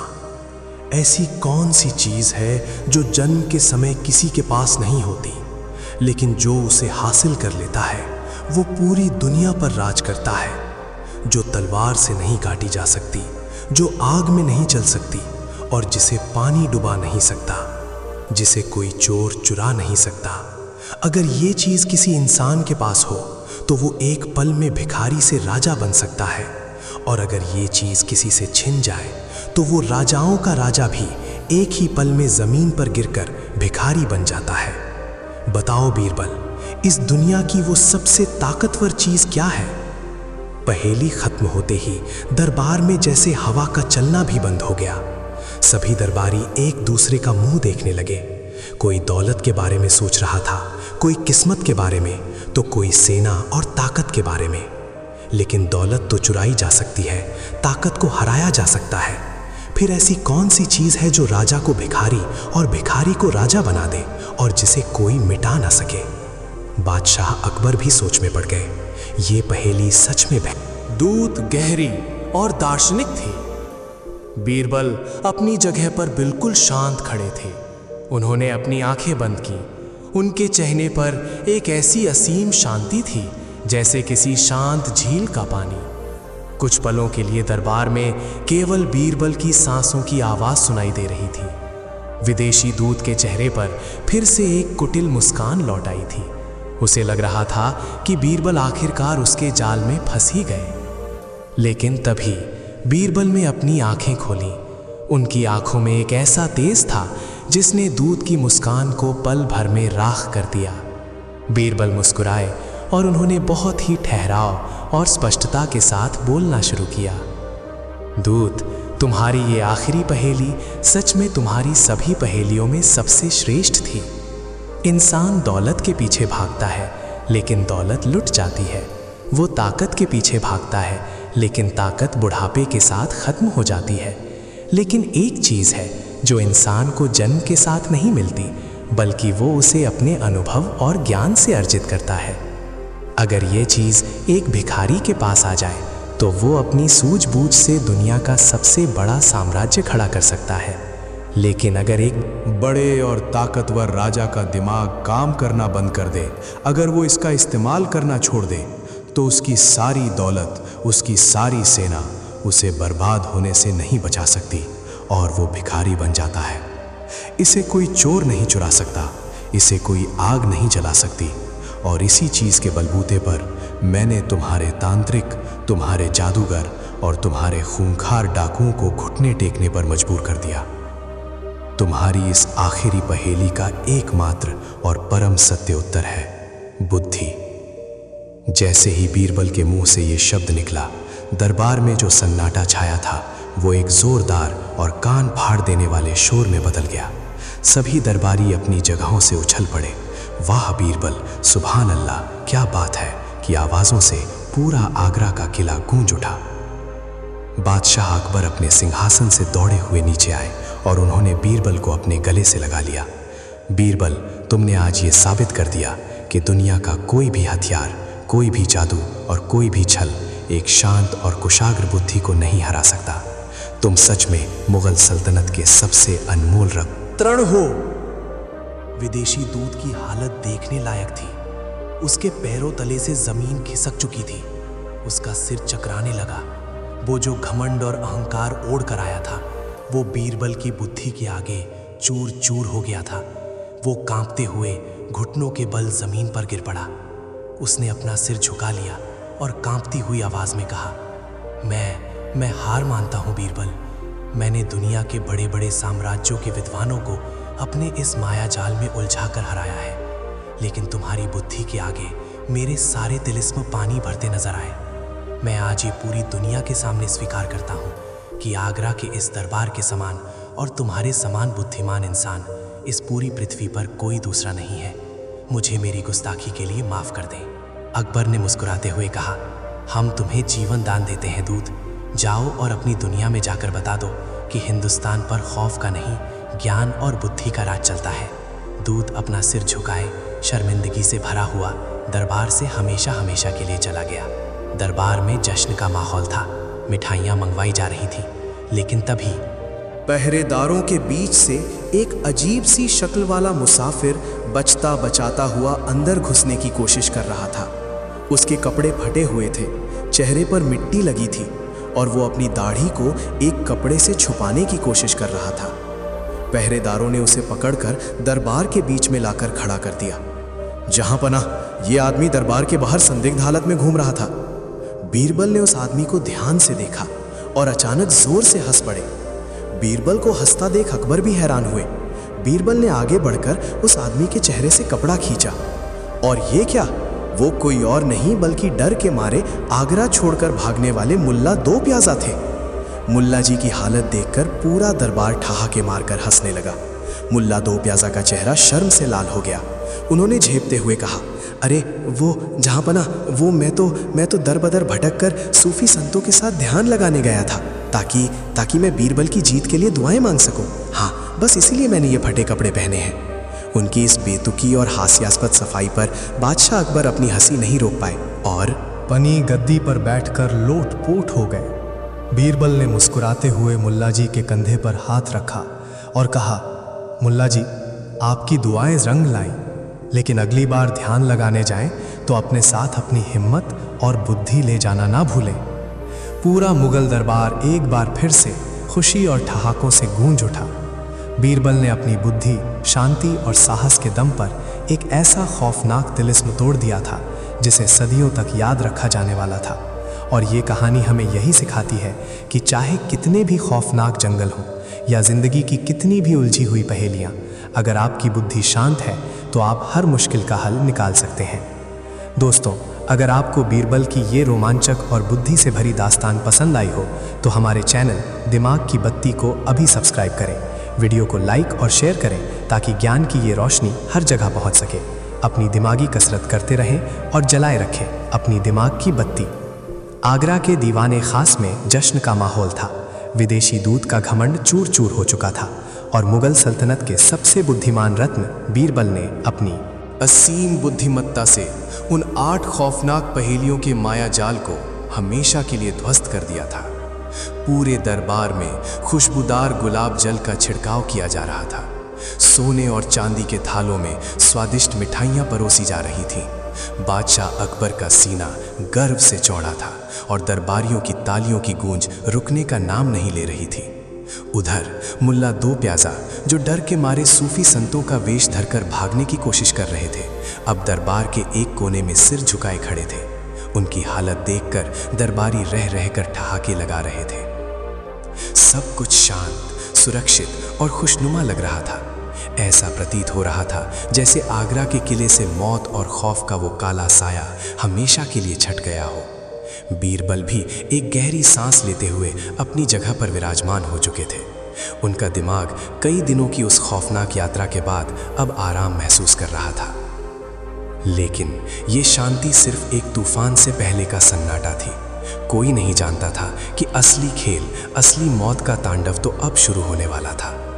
अचानक दीवान ए खास के बीचों बीच, जहां वो विदेशी दूत घुटनों के बल गिरा था, फर्श पर एक अजीब सी चमक पैदा हुई। दूत जब हार मानकर वापस जा रहा था तो उसकी काली और रहस्यमयी पोशाक से एक पुराना जंग लगा हुआ धातु का ताबीज जमीन पर गिर गया था। उस वक्त जश्न के शोर में किसी का ध्यान उस ताबीज पर नहीं गया था, लेकिन अब वो ताबीज धीरे धीरे कांपने लगा था। उसमें से एक भयानक लाल रंग की रोशनी निकलने लगी। ताबीज के कांपने की गति इतनी तेज हो गई कि पूरे दरबार के फर्श में कंपन महसूस होने लगा। ये कैसा शोर है? बादशाह अकबर ने अपने सिंहासन से उठते हुए हैरान होकर पूछा। उनकी आवाज में जश्न की खुशी की जगह अब एक नई घबराहट ने ले ली थी। सभी दरबारियों की नजरें दरबार के बीचों बीच पड़े उस ताबीज पर टिक गईं। वो लाल रोशनी अब एक विशाल धुएं के स्तंभ में बदल रही थी। खुशबूदार गुलाब जल की महक अचानक सड़े हुए मांस और गंधक सल्फर की दुर्गंध में बदल गई। दरबार में जल रही सारी मोमबत्तियां और मशालें एक झटके में बुझ गईं। दिन के उजाले में भी दीवाने खास में अमावस की रात जैसा घुप अंधेरा छा गया। सिर्फ उस ताबीज से निकलने वाली लाल और खौफनाक रोशनी पूरे दरबार को एक डरावने साये में नहला रही थी। पहरेदार, तलवारें निकालो! सेनापति ने जोर से चिल्लाकर आदेश दिया। सैकड़ों सैनिकों ने अपनी चमकती हुई तलवारें म्यान से बाहर निकाल ली और बादशाह अकबर को चारों तरफ से घेर लिया। लेकिन वो धुआं किसी इंसान का रूप नहीं ले रहा था, बल्कि वो एक विशाल और भयानक परछाई में तब्दील हो गया। उस परछाई की आंखें जलते हुए कोयले जैसी थीं और उसका आकार किसी दानव जैसा था। दरबार की दीवारें कांप उठीं जब उस परछाई ने बोलना शुरू किया। उसकी आवाज इतनी भारी और खौफनाक थी कि कई कमजोर दिल वाले दरबारी तो डर के मारे जमीन पर ही गिर पड़े। मुल्ला दो प्याजा तो एक खंबे के पीछे छुपकर थर थर कांपने लगे। मूर्ख इंसानों, तुम लोग जश्न मना रहे हो? तुम्हें क्या लगा एक मामूली से दूत को हराकर तुमने मुझे हरा दिया? उस परछाई की भयानक गूंजती हुई आवाज से दरबार के झूमर आपस में टकराने लगे।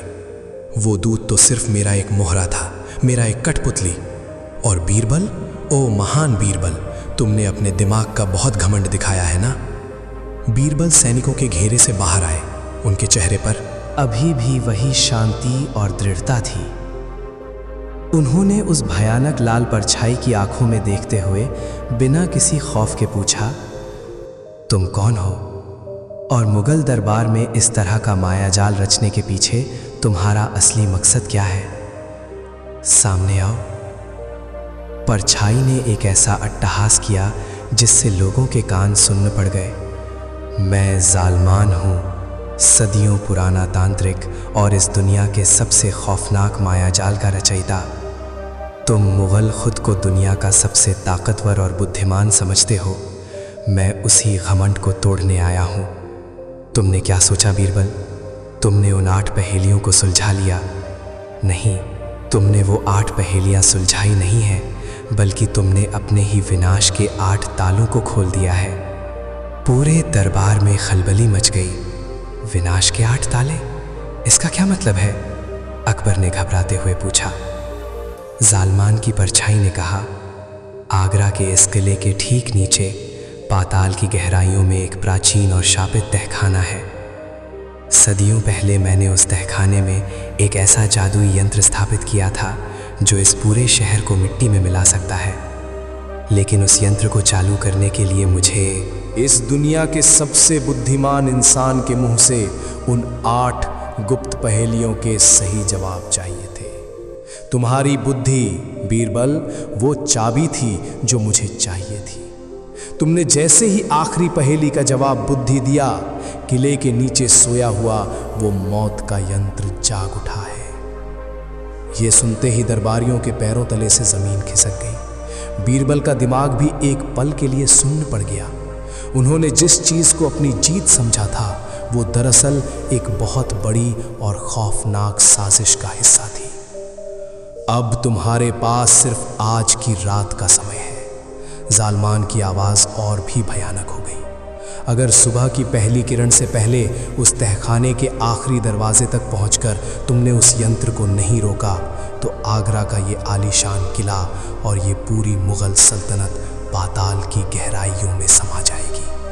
और याद रहे, उस तहखाने में कोई सेना नहीं जा सकती।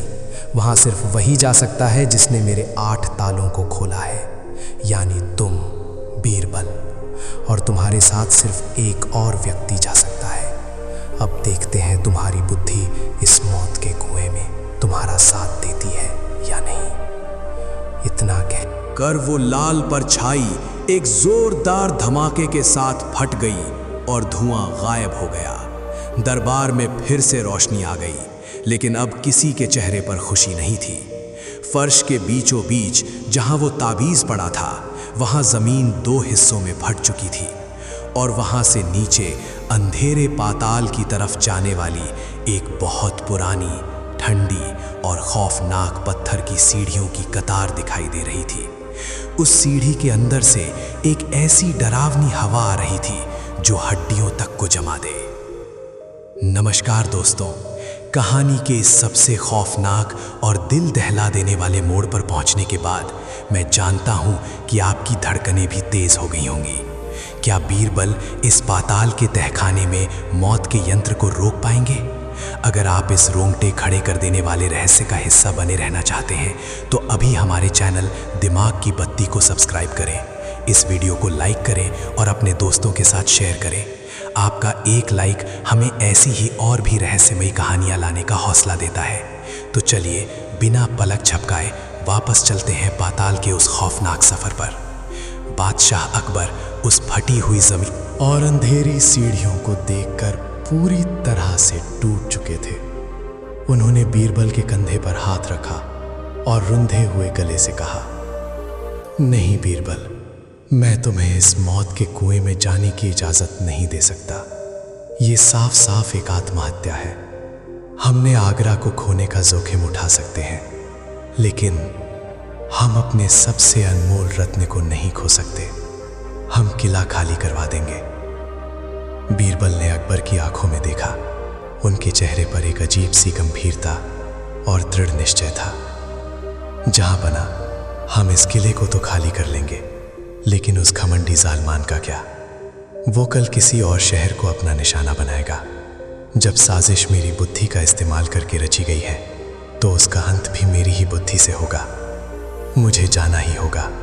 ये अब सिर्फ सल्तनत का नहीं बल्कि इंसानियत का सवाल है। अकबर जानते थे कि बीरबल को रोकना नामुमकिन है। ठीक है बीरबल, लेकिन तुम अकेले नहीं जाओगे। उस जालमान ने कहा था कि तुम्हारे साथ एक व्यक्ति और जा सकता है, मैं तुम्हारे साथ चलूंगा। अकबर ने अपनी तलवार पर हाथ रखते हुए कहा। नहीं जहांपना, बीरबल ने तुरंत रोका। सल्तनत, आपकी जरूरत है। अगर हम दोनों वापस नहीं आ पाए तो हिंदुस्तान अनाथ हो जाएगा। मेरे साथ जाने के लिए मुझे एक ऐसे व्यक्ति की जरूरत है जिस पर मुझे भरोसा हो। बीरबल ने दरबार में अपनी नजरें घुमाई। सभी सेनापति और दरबारी अपनी नजरें चुराने लगे। कोई भी उस मौत के तहखाने में जाने की हिम्मत नहीं कर पा रहा था। बीरबल की नजर उस खंबे के पीछे छिपे मुल्ला दो प्याजा पर पड़ी। बीरबल के होठों पर एक शरारती मुस्कान आ गई। जहां पनाह, मेरे साथ मुल्ला दो प्याजा जाएंगे। ये सुनते ही मुल्ला दो प्याजा के पैरों के नीचे से जैसे किसी ने जमीन ही खींच ली हो। वे चीखते हुए बाहर आए। क्या? नहीं नहीं बीरबल, तुम पागल हो गए हो। मैं क्यों? मेरी तो तबीयत भी खराब है। मुझे तो अंधेरे से भी डर लगता है। जहां पनाह, बीरबल मुझे जानबूझकर मरवाना चाहता है। मुल्ला जी फूट फूट कर रोने लगे। बीरबल ने पास जाकर मुल्ला जी का कंधा पकड़ा और कहा, मुल्ला जी, आप हमेशा दरबार में खुद को मुझसे ज्यादा अक्लमंद साबित करना चाहते हैं ना? आज आपके पास मौका है। मुगल सल्तनत का इतिहास जब लिखा जाएगा तो उसमें लिखा जाएगा कि जब आगरा पर मौत का साया मंडरा रहा था तब मुल्ला दो प्याजा ने अपनी जान की बाजी लगा दी थी। इतिहास में नाम दर्ज होने की बात सुनकर मुल्ला जी का डर थोड़ा कम हुआ, लेकिन घबराहट अभी भी थी। भारी मन और कांपते पैरों के साथ मुल्ला दो प्याजा बीरबल के साथ चलने को तैयार हो गए। दोनों ने मशालें ली और उस फटी हुई जमीन के रास्ते उन प्राचीन और खौफनाक सीढ़ियों पर कदम रखा। जैसे जैसे वे नीचे उतर रहे थे, दरबार की रोशनी दूर होती जा रही थी। सीढ़ियों पर एक अजीब सी चिपचिपी काई जमी हुई थी। हवा इतनी ठंडी थी कि मुल्ला जी के दांत किटकिटाने लगे थे। या खुदा, ये सीढ़ियां खत्म होने का नाम क्यों नहीं ले रही हैं? बीरबल, हम सीधे नर्क में जा रहे हैं। मुल्ला जी ने अपनी मशाल को कसकर पकड़ते हुए फुसफुसा कर कहा। बीरबल ने अपनी उंगली होठों पर रखकर उन्हें चुप रहने का इशारा किया। शांत रहिए मुल्ला जी, इस तहखाने की दीवारें आवाज को खींचती हैं। हमारा एक गलत कदम और हम हमेशा के लिए यहीं दफन हो जाएंगे। सीढ़ियां खत्म होने के बाद वे एक विशाल और अंधेरी गुफा में पहुंचे। यहाँ का ज़ारा किसी बुरे सपने जैसा था। दीवारों पर अजीब सी चमकने वाली हरी फफूंदी लगी थी।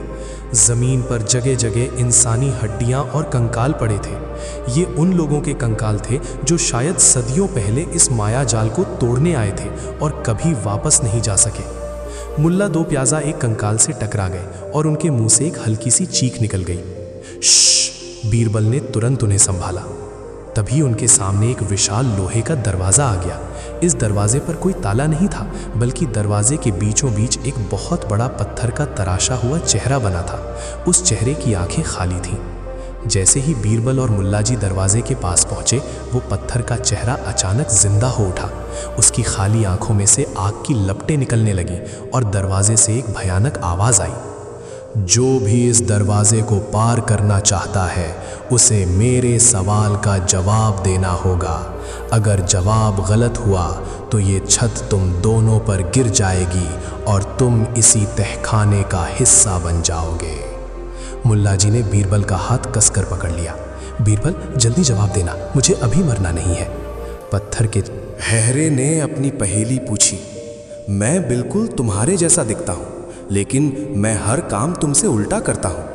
मैं तुम्हारे सबसे गहरे राज जानता हूँ, लेकिन मैं कभी कुछ बोल नहीं सकता।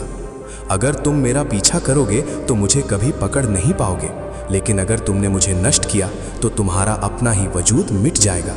मुझे आज़ाद करने के लिए तुम्हें मुझे वो देना होगा जो मेरे पास नहीं है। बताओ मैं कौन हूँ और मुझे क्या चाहिए? बीरबल ने अपनी आंखें बंद की। ये जालमान का बिछाया हुआ आखिरी और सबसे खतरनाक दिमागी जाल था। मैं तुम्हारे जैसा दिखता हूँ, लेकिन उल्टा काम करता हूँ। पीछा करो तो पकड़ नहीं पाओगे। बीरबल का दिमाग तेजी से दौड़ने लगा।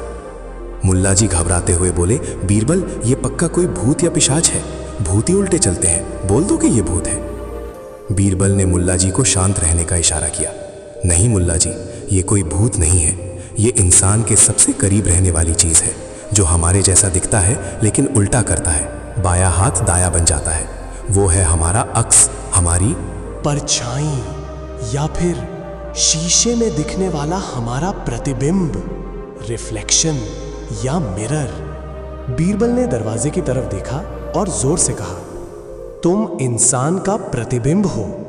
दरवाजे से आवाज आई, तुम्हारा आधा जवाब सही है, लेकिन मुझे आजाद करने के लिए तुम्हें मुझे वो देना होगा जो मेरे पास नहीं है। मेरे पास क्या नहीं है? तहखाने की छत अचानक से कांपने लगी, धूल और छोटे पत्थर ऊपर से गिरने लगे। समय बहुत कम था। प्रतिबिंब के पास क्या नहीं होता? बीरबल ने गहराई से सोचा। शीशे में जो हमारा रूप दिखता है वो बिल्कुल हमारे जैसा होता है। उसकी आंखें होती हैं, नाक होती है, होंठ होते हैं, लेकिन शीशे के प्रतिबिंब में क्या कमी होती है? सांस। बीरबल की आंखों में एक चमक आ गई। शीशे के अंदर दिखने वाले इंसान के पास शरीर का आकार होता है, लेकिन उसके पास सांस, प्राण या जीवन नहीं होता। बीरबल तेजी से आगे बढ़े। उन्होंने अपनी मशाल मुल्ला जी को पकड़ाई। बीरबल उस पत्थर के ठंडे चेहरे के बिल्कुल करीब गए। उन्होंने एक गहरी सांस ली और उस पत्थर के चेहरे की खाली आंखों और होठों पर अपनी मस्त सांस छोड़ दी, फूंक मारी। जैसे ही बीरबल की गर्म सांस उस ठंडे पत्थर पर पड़ी, एक चमत्कार हुआ। पत्थर का वो खौफनाक चेहरा अचानक से पिघलने लगा। लोहे के दरवाजे में जंग लगने की आवाज आई और वो विशाल दरवाजा 2 हिस्सों में टूटकर खुल गया। छत का कांपना तुरंत बंद हो गया। मुल्ला दो प्याजा ने खुशी के मारे बीरबल को गले लगा लिया। या अल्लाह, तुमने हमें बचा लिया बीरबल, तुम सच में कमाल हो। दरवाज़ा पार करने के बाद वे एक बहुत बड़े गोल कमरे में पहुंचे। कमरे के बीचों बीच एक अजीब सी नीली रोशनी वाला जादुई यंत्र रखा था। ये एक विशाल कांच के गोले जैसा था जिसके अंदर बिजली कड़क रही थी। यही वो मौत का यंत्र था जो पूरे आगरा को पाताल में खींचने वाला था। यंत्र के पास एक बहुत ही प्राचीन और पुरानी किताब रखी थी। किताब खुली हुई थी और उस पर लाल खून से लिखा था, इस यंत्र को केवल वही रोक सकता है जो अपनी सबसे कीमती चीज का त्याग कर दे। बीरबल ने किताब पढ़ी। सबसे कीमती चीज? दौलत? सोना? बीरबल के पास ऐसा कुछ नहीं था। जालमान की परछाई एक बार फिर उस नीले यंत्र के अंदर से प्रकट हुई। तुम यहां तक पहुंच तो गए बीरबल, लेकिन तुम इसे रोक नहीं पाओगे। इंसान की सबसे कीमती चीज उसकी जान होती है। अगर तुम अपनी जान दे दोगे तभी ये यंत्र रुकेगा, वरना आगरा खत्म। मुल्ला जी रोने लगे। बीरबल, तुम अपनी जान मत देना, हम वापस चलते हैं। बीरबल मुस्कुराए। उन्होंने अपनी कमर से अपनी शाही कटार निकाली। जालमान हंसने लगा। हाँ बीरबल, अपना गला काट लो और इस कहानी को ख़त्म करो। लेकिन बीरबल ने कटार अपनी गर्दन पर नहीं रखी। बीरबल जानते थे कि जालमान एक तांत्रिक है और उसका पूरा खेल इंसान के अहंकार और डर पर टिका है। इंसान की सबसे कीमती चीज़ उसकी जान नहीं होती, बल्कि उसका अहंकार और उसका ज्ञान का घमंड होता है। जालमान ने इस पूरे यंत्र को बीरबल की बुद्धि के अहंकार से जगाया था। बीरबल ने उस कटार को अपने हाथों से ज़मीन पर फेंक दिया। उन्होंने मुल्ला दो प्याजा की तरफ देखा और बहुत ही शांति से कहा, मुल्ला जी, मैं आज तक खुद को इस सल्तनत का सबसे बुद्धिमान इंसान मानता था। ये मेरा अहंकार था। आज इस मौत के कुएं में खड़े होकर मैं ये स्वीकार करता हूँ कि जान की कोई सीमा नहीं होती और मैं कुछ भी नहीं हूं। इस ब्रह्मांड के आगे मेरी बुद्धि शून्य है। जैसे ही बीरबल ने सच्चे मन से अपने अहंकार का त्याग किया और अपनी हार यानी अहंकार की हार स्वीकार की, वो नीले रंग का यंत्र अचानक से कांपने लगा। जालमान की परछाई तड़पने लगी। नहीं, ये तुम क्या कर रहे हो बीरबल? तुम अपनी हार कैसे मान सकते हो? तुम्हें तो अपनी बुद्धि पर घमंड था। जालमान चीखने लगा। सच्चा ज्ञानी वही है जो ये जान ले कि वो कुछ नहीं जानता, बीरबल ने अपनी आंखें बंद करते हुए कहा। एक जोरदार धमाका हुआ। वो कांच का गोला हजारों टुकड़ों में बिखर गया। नीली रोशनी गायब हो गई और जालमान का हमेशा हमेशा के लिए अंत हो गया। तहखाने में एकदम से शांति छा गई। आगरा के ऊपर मंडरा रहा मौत का वो खौफनाक साया अब पूरी तरह से खत्म हो चुका था। बीरबल ने राहत की सांस ली। मुल्ला दो प्याजा तो खुशी के मारे जमीन पर ही लेट गए। जब वे दोनों वापस ऊपर दरबार में आए तो सुबह की पहली किरण आगरा के किले पर पड़ रही थी। बादशाह अकबर पूरी रात बिना पलक झपकाए उसी फटी हुई जमीन के पास बैठे रहे थे। जैसे ही उन्होंने बीरबल और मुल्ला को बाहर आते देखा, उनकी आंखों से खुशी के आंसू छलक पड़े। उन्होंने दौड़कर दोनों को गले से लगा लिया। तुमने कर दिखाया बीरबल, तुमने हमारी सल्तनत को बचा लिया। बीरबल ने मुस्कुराते हुए मुल्ला दो प्याज़ा की तरफ इशारा किया। जहां पनाह, आज अगर मुल्ला जी मेरे साथ नहीं होते तो शायद मैं उस अंधेरे में रास्ता भटक जाता। मुल्ला जी ने बहुत हिम्मत दिखाई है। ये सुनकर मुल्ला जी का सीना गर्व से चौड़ा हो गया। वे अपनी मूँछों पर ताव देते हुए बोले, अरे जहां पनाह, मैंने तो पहले ही कहा था, जब बात अक्ल और बहादुरी की हो तो मुल्ला दो प्याज़ा कभी पीछे नहीं हटता। पूरा दरबार एक बार फिर से ठहाकों से गूंज उठा, लेकिन इस बार उन ठहाकों में किसी का मजाक नहीं था, बल्कि एक सच्चा सुकून और खुशी थी। बीरबल ने एक बार फिर साबित कर दिया था कि दुनिया की कोई भी काली ताकत, कोई भी खौफनाक पहेली और कोई भी मायाजाल एक शांत दिमाग, निडर दिल और सच्चे ज्ञान के आगे कभी नहीं टिक सकता। आगरा के किले में सुबह की पहली किरण ने एक नई उम्मीद और शांति का पैगाम दिया था। रात का वो खौफनाक अंधेरा जो पूरी मुगल सल्तनत को पाताल की गहराइयों में खींचने वाला था, अब हमेशा हमेशा के लिए खत्म हो चुका था। दीवाने खास में एक बार फिर से दरबार सजा हुआ था, लेकिन आज का माहौल किसी आम दिन जैसा नहीं था। आज का दरबार किसी भी तरह के न्याय या हिसाब किताब के लिए नहीं, बल्कि मुगल सल्तनत के सबसे महान रत्न बीरबल के सम्मान में आयोजित किया गया था। बादशाह अकबर के चेहरे पर एक ऐसी चमक थी जो शायद कोहिनूर हीरे में भी ना हो। उनका सीना गर्व से चौड़ा था। पूरी रात मौत के साए में गुजारने के बाद अब वे अपने सिंहासन पर पूरी शान और शौकत के साथ विराजमान थे। दरबारी एक दूसरे को बधाइयां दे रहे थे। हर कोई बीरबल की बुद्धिमत्ता और मुल्ला दो प्याज़ा की उस अप्रत्याशित बहादुरी के किस्से सुना रहा था। मुल्ला दो प्याज़ा तो आज अलग ही आसमान में उड़ रहे थे। रात के उस भयानक तहखाने में जहां उनके प्राण सूख गए थे और वे थर थर कांप रहे थे, उस बात को वे पूरी तरह से भूल चुके थे। अब वे दरबार के बीचों बीच खड़े होकर अपने हाथों से बड़ी बड़ी आकृतियां बनाते हुए बाकी मंत्रियों को कहा। मीर सुना रहे थे, अरे मीर साहब, आप क्या जानेंगे उस खौफनाक मंजर को। मुल्ला जी अपनी दाढ़ी पर हाथ फेरते हुए और सीना तान कर बोले, जब वो जालमान नाम का शैतान हमारे सामने आया तो बड़े बड़ों के पसीने छूट जाते, लेकिन आपका ये मुल्ला दो प्याज़ा कोई आम इंसान थोड़ी है। मैंने बीरबल से कहा कि बीरबल तुम घबराओ मत, मैं तुम्हारे पीछे चट्टान की तरह खड़ा हूँ। मेरी आंखों का खौफ देखकर ही उस शैतान की आधी ताकत खत्म हो गई थी। दरबारी उनकी बातें सुनकर तालियां बजा रहे थे और अपनी हंसी दबाने की कोशिश कर रहे थे, क्योंकि हर कोई मुल्ला जी की असलियत जानता था। बीरबल अपनी जगह पर बैठे हुए मुल्ला जी की इन बातों को सुनकर बस मुस्कुरा रहे थे, लेकिन बीरबल की वो मुस्कान अचानक फीकी पड़ गई। उनके दाहिने हाथ की हथेली पर एक अजीब सी जलन होने लगी। बीरबल ने अपनी हथेली को ध्यान से देखा।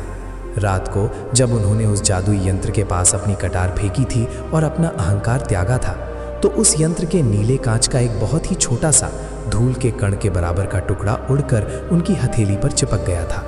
वो टुकड़ा अब एक काले और गहरे निशान में बदल रहा था। निशान का आकार एक अजीब से त्रिशूल या किसी पहाड़ की चोटी जैसा लग रहा था। बीरबल का दिमाग तुरंत सतर्क हो गया। उन्होंने महसूस किया कि हवा में अभी भी एक बहुत ही हल्की सी लेकिन जानी पहचानी गंधक की दुर्गंध मौजूद है। ये दुर्गंध बिल्कुल वैसी ही थी जैसी उस तहखाने में जालमान के आने पर आई थी। बीरबल समझ गए कि कहानी अभी खत्म नहीं हुई है। पेड़ की टहनियां तो कट गई हैं, लेकिन जड़ अभी भी जमीन के अंदर कहीं जिंदा है। बीरबल अचानक अपनी जगह से उठे। उनका चेहरा पूरी तरह से गंभीर हो चुका था। उनके इस तरह अचानक उठने से दरबार में चल रही मुल्ला जी की कहानी बीच में ही रुक गई और सभी की नजरें बीरबल पर टिक गईं। क्या हुआ बीरबल? बादशाह अकबर ने चिंता से पूछा। तुम्हारे चेहरे पर यह अचानक आई चिंता की लकीरें कैसी हैं? क्या कोई बात तुम्हें परेशान कर रही है? बीरबल ने अपना सिर झुकाया और गंभीर आवाज में बोले, जहां पनाह, गुस्ताखी माफ हो, लेकिन जश्न मनाने का समय अभी नहीं आया है। हम एक बहुत बड़े भ्रम में जी रहे हैं। पूरे दरबार में एकदम से सन्नाटा छा गया। मुल्ला दो प्याज़ा के माथे पर फिर से पसीना चमकने लगा। भ्रम? कैसा भ्रम बीरबल? तुम फिर से कोई मनहूस खबर तो नहीं लाए हो? मुल्ला जी हकलाते हुए बोले। बीरबल ने अपनी हथेली आगे करते हुए बादशाह को वो काला निशान दिखाया। हुजूर, जालमान कोई आम तांत्रिक नहीं था, वो सदियों पुराना एक शैतानी साया था। कल रात तहखाने में जो हमने नष्ट किया वो केवल उसका एक मोहरा था, उसका एक हथियार था।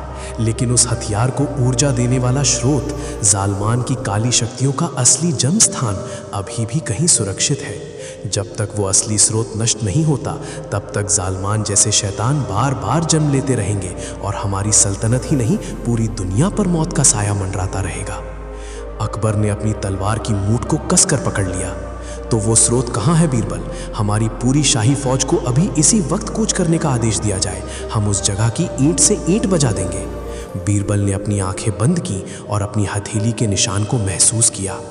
फौज और तलवारें वहां कुछ नहीं कर पाएंगी जहां पना। ये निशान एक दिशा दिखा रहा है। ये दिशा है सुदूर उत्तर की ओर, बर्फ से ढके उन पहाड़ों के बीच, जिसे प्राचीन ग्रंथों में कालगिरी कहा गया है, मौत का पहाड़, जहां दिन में भी रात का अंधेरा रहता है और जहां हवाएं सांस लेने के लिए नहीं बल्कि प्राण खींचने के लिए चलती हैं। जालमान का असली हृदय उसी पहाड़ की चोटी पर धड़क रहा है। दरबारियों के बीच खलबली मच गई। कालगिरी का नाम सुनते ही सबसे पुराने और अनुभवी मंत्रियों के चेहरे भी सफ़ेद पड़ गए। किंवदंतियों के अनुसार कालगिरी वो जगह थी जहां बड़े बड़े साधु संत भी जाने से खौफ खाते थे। तो फिर हमें क्या करना होगा बीरबल? अकबर ने भारी आवाज में पूछा। मुझे उस पहाड़ पर जाना होगा जहां बना, बीरबल ने दृढ़ता से कहा, और उस शैतानी हृदय को हमेशा के लिए शांत करना होगा। अकबर अपनी जगह से उठ खड़े हुए। इस बार तुम अकेले नहीं जाओगे बीरबल, मैं अपने सबसे खतरनाक और जांबाज सैनिकों की एक टुकड़ी तुम्हारे साथ भेजूंगा। नहीं जहां बना, बीरबल ने बहुत ही विनम्रता से उत्तर दिया। कालगिरी कोई युद्ध का मैदान नहीं है, वहां हथियारों की झंकार से मौत जागती है। वहां जाने के लिए केवल एक ऐसा व्यक्ति चाहिए जो बिल्कुल निहत्था हो, जिसका मन शांत हो और जिसके पास एक ऐसा साथी हो जो बिना किसी लालच के उसके साथ खड़ा रहे। बीरबल ने अपनी नजरें घुमाईं और एक बार फिर उनकी नजर मुल्ला दो प्याजा पर जाकर टिक गई। मुल्ला जी तो पहले ही खंबे के पीछे दुबकने की तैयारी कर रहे थे। जैसे ही उन्होंने देखा कि बीरबल उनकी तरफ देख रहे हैं, उन्होंने तुरंत अपने पेट को पकड़ लिया और जोर जोर से कराहने लगे। अरे बाप रे, मेरे पेट में तो बहुत जोर का दर्द उठ रहा है। हुजूर, लगता है रात को तहखाने की ठंडी हवा मुझे लग गई है। मेरा तो चलना भी दुश्वार हो रहा है। ओहो, मैं तो शायद कल की सुबह भी ना देख पाऊं। मुल्ला जी का नाटक शुरू हो चुका था। अकबर भी मुल्ला जी की इस हरकत को समझ गए और उनके होठों पर एक हल्की सी मुस्कान आ गई। उन्होंने सख्त आवाज में कहा, मुल्ला जी, अभी कुछ देर पहले तो आप फरमा रहे थे कि आप चट्टान की तरह बीरबल के पीछे खड़े थे और आपके खौफ से शैतान कांप उठा था, तो अब कालगिरी जाने के नाम से आपके पेट में दर्द कैसे शुरू हो गया? मुगल दरबार के इस महान योद्धा को तो बीरबल के साथ जरूर जाना चाहिए। मुल्ला दो प्याजा फंस चुके थे। अपने ही बुने हुए शेखी बघारने के जाल में वे ऐसे उलझे कि अब उनके पास कोई रास्ता नहीं था। रोते हुए चेहरे और कांपते हुए पैरों के साथ उन्हें हामी भरनी पड़ी। जी जहां पना, मैं तो हमेशा तैयार हूं। बस ये पेट दर्द, खैर कोई बात नहीं, बीरबल के लिए मैं ये दर्द भी सह लूंगा। उसी दिन दोपहर को बीरबल और मुल्ला दो प्याजा अपने इस आखिरी और सबसे भयंकर सफर के लिए निकल पड़े। उन्होंने कोई रथ या विशाल सेना नहीं ली, वे केवल दो घोड़ों पर सवार होकर उत्तर दिशा की ओर निकल पड़े। मुल्ला जी ने अपने कपड़ों के अंदर ढेर सारे ताबीज, भभूत और नींबू मिर्ची बांध लिए थे ताकि भूत प्रेत उनसे दूर रहें। बीरबल का मन पूरी तरह से एकाग्र था। उनका सारा ध्यान उस लक्ष्य पर था जिसे हासिल किए बिना इंसानियत का बचना नामुमकिन था। जैसे जैसे वे उत्तर की दिशा में बढ़ते गए, मौसम का मिजाज बदलने लगा। हरी भरी वादियां पीछे छूटने लगी और उनकी जगह सूखी, बंजर और पथरीली जमीन ने ले ली। हवा में एक अजीब सी चुभन पैदा होने लगी थी। ये ठंड किसी बर्फ की नहीं बल्कि एक शैतानी जादू की ठंड थी जो सीधे हड्डियों के अंदर तक महसूस हो रही थी। नमस्कार दोस्तों, इस कहानी के इस खौफनाक और अंतिम सफ़र में आगे बढ़ने से पहले मैं आपसे कुछ कहना चाहता हूँ। अगर आप भी बीरबल और मुल्ला जी के इस रोंगटे खड़े कर देने वाले सफ़र का आनंद ले रहे हैं और जानना चाहते हैं कि कालगिरी पहाड़ पर कौन सा मौत का खेल उनका इंतज़ार कर रहा है, तो बिना कोई देरी किए हमारे चैनल दिमाग की बत्ती को अभी सब्सक्राइब कर लें। वीडियो को लाइक करें और इसे अपने परिवार और दोस्तों के साथ शेयर करना बिल्कुल ना भूलें, ताकि वे भी अपनी दिमागी कसरत कर सकें। आपका ये छोटा सा सहयोग हमें आपके लिए ऐसी ही रहस्यमयी और रोमांचक कहानियाँ लाने के लिए प्रेरित करता है। तो चलिए अपनी सांसों को थाम लीजिए और वापस चलते हैं बीरबल के साथ उस मौत के पहाड़ की ओर। कई दिनों की लंबी और थका देने वाली यात्रा के बाद आखिरकार बीरबल और मुल्ला दो प्याज़ा उस खौफनाक स्थान पर पहुंच ही गए। उनके सामने जो नज़ारा था वो किसी भी इंसान का दिल दहला देने के लिए ये काफ़ी था। आसमान पूरी तरह से काले और बैंगनी रंग के बादलों से ढका हुआ था। उन बादलों के बीच कोई सूरज नहीं था, बल्कि लाल रंग की बिजली रह रह कर कड़क रही थी। सामने एक विशाल आसमान को छूने वाला पहाड़ खड़ा था।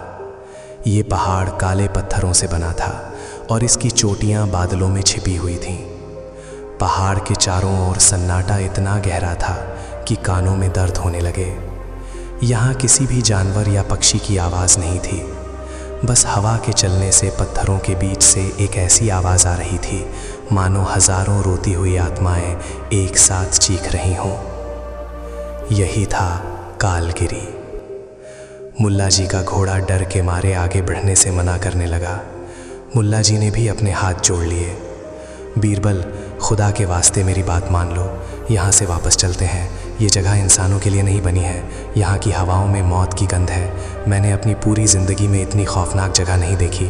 हम यहाँ से ज़िंदा वापस नहीं जा पाएंगे।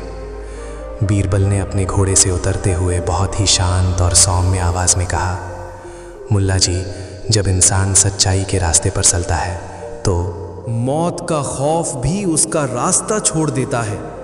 डर हमारे दिमाग का एक भ्रम है। अपने दिमाग को शांत रखिए और ईश्वर पर भरोसा रखिए। हमें ये पहाड़ पैदल ही चढ़ना होगा। दोनों ने अपने घोड़ों को पहाड़ की तलहटी में ही सुरक्षित स्थान पर बांध दिया और पैदल ही उस काले पहाड़ की चढ़ाई शुरू कर दी। रास्ता बहुत ही संकरा और फिसलन भरा था। एक तरफ गहरी खाई थी जिसमें नीचे देखने पर केवल अंधकार नजर आता था, और दूसरी तरफ नुकीले पत्थरों की दीवार। जैसे ही उन्होंने पहाड़ पर कुछ दूरी तय की, जालमान के जादुई तिलिस्म ने अपना असली रंग दिखाना शुरू कर दिया। अचानक पहाड़ की दीवारें चमकने लगी। काले पत्थर बदल गए और उनकी जगह सोने और हीरे जवाहरात से बनी दीवारें नजर आने लगी। रास्ते के दोनों तरफ बेशकीमती मोतियों के ढेर लग गए। मुल्ला दो प्याज़ा की आंखें फटी की फटी रह गईं। या खुदा, बीरबल देखो, यहाँ तो खजाने की नदियाँ बह रही हैं। इतने हीरे और जवाहरात तो हमारे बादशाह अकबर के खजाने में भी नहीं होंगे। मुल्ला जी का डर अचानक से लालच में बदल गया। वे भागकर मोतियों के ढेर की तरफ जाने लगे और अपनी बो में मोती भरने लगे। बीरबल ने तुरंत मुल्ला जी का हाथ पकड़ लिया और उन्हें जोर से पीछे खींचा। ये भ्रम है मुल्ला जी, इसे छूने की कोशिश मत कीजिए, बीरबल ने सख्त आवाज में चेतावनी दी। शैतान इंसान को हमेशा उसकी सबसे बड़ी कमजोरी से मारता है। यह दौलत असली नहीं है, यह केवल हमें हमारे रास्ते से भटकाने और खाई में गिराने की चाल है। मुल्ला जी ने जैसे ही बीरबल की बात सुनकर उन हीरों को ध्यान से देखा तो उनके होश उड़ गए। उनके हाथों में जो हीरे थे वे अचानक से बिच्छुओं और जहरीले कीड़ों में बदल गए। मुल्ला जी चीखते हुए पीछे हटे और उन्होंने उन कीड़ों को अपने हाथों से झटक दिया। तौबा तौबा, बीरबल तुम सही कह रहे थे, ये जगह सच में शैतानी है। मुल्ला जी का लालच हमेशा के लिए खत्म हो गया था और अब वे बीरबल के बिल्कुल पीछे पीछे बिना इधर उधर देखे चलने लगे। ये पहाड़ केवल शारीरिक शक्ति की परीक्षा नहीं ले रहा था, बल्कि ये उनके मन, उनके लालच और उनके भयों की परीक्षा ले रहा था। कई घंटों की लगातार और खतरनाक चढ़ाई के बाद वे अंततः कालगिरी की सबसे ऊंची चोटी पर पहुंच गए। पहाड़ की चोटी एक बहुत बड़े और समतल मैदान जैसी थी। मैदान के बिल्कुल बीचों बीच एक विशालकाय वेदी बनी हुई थी।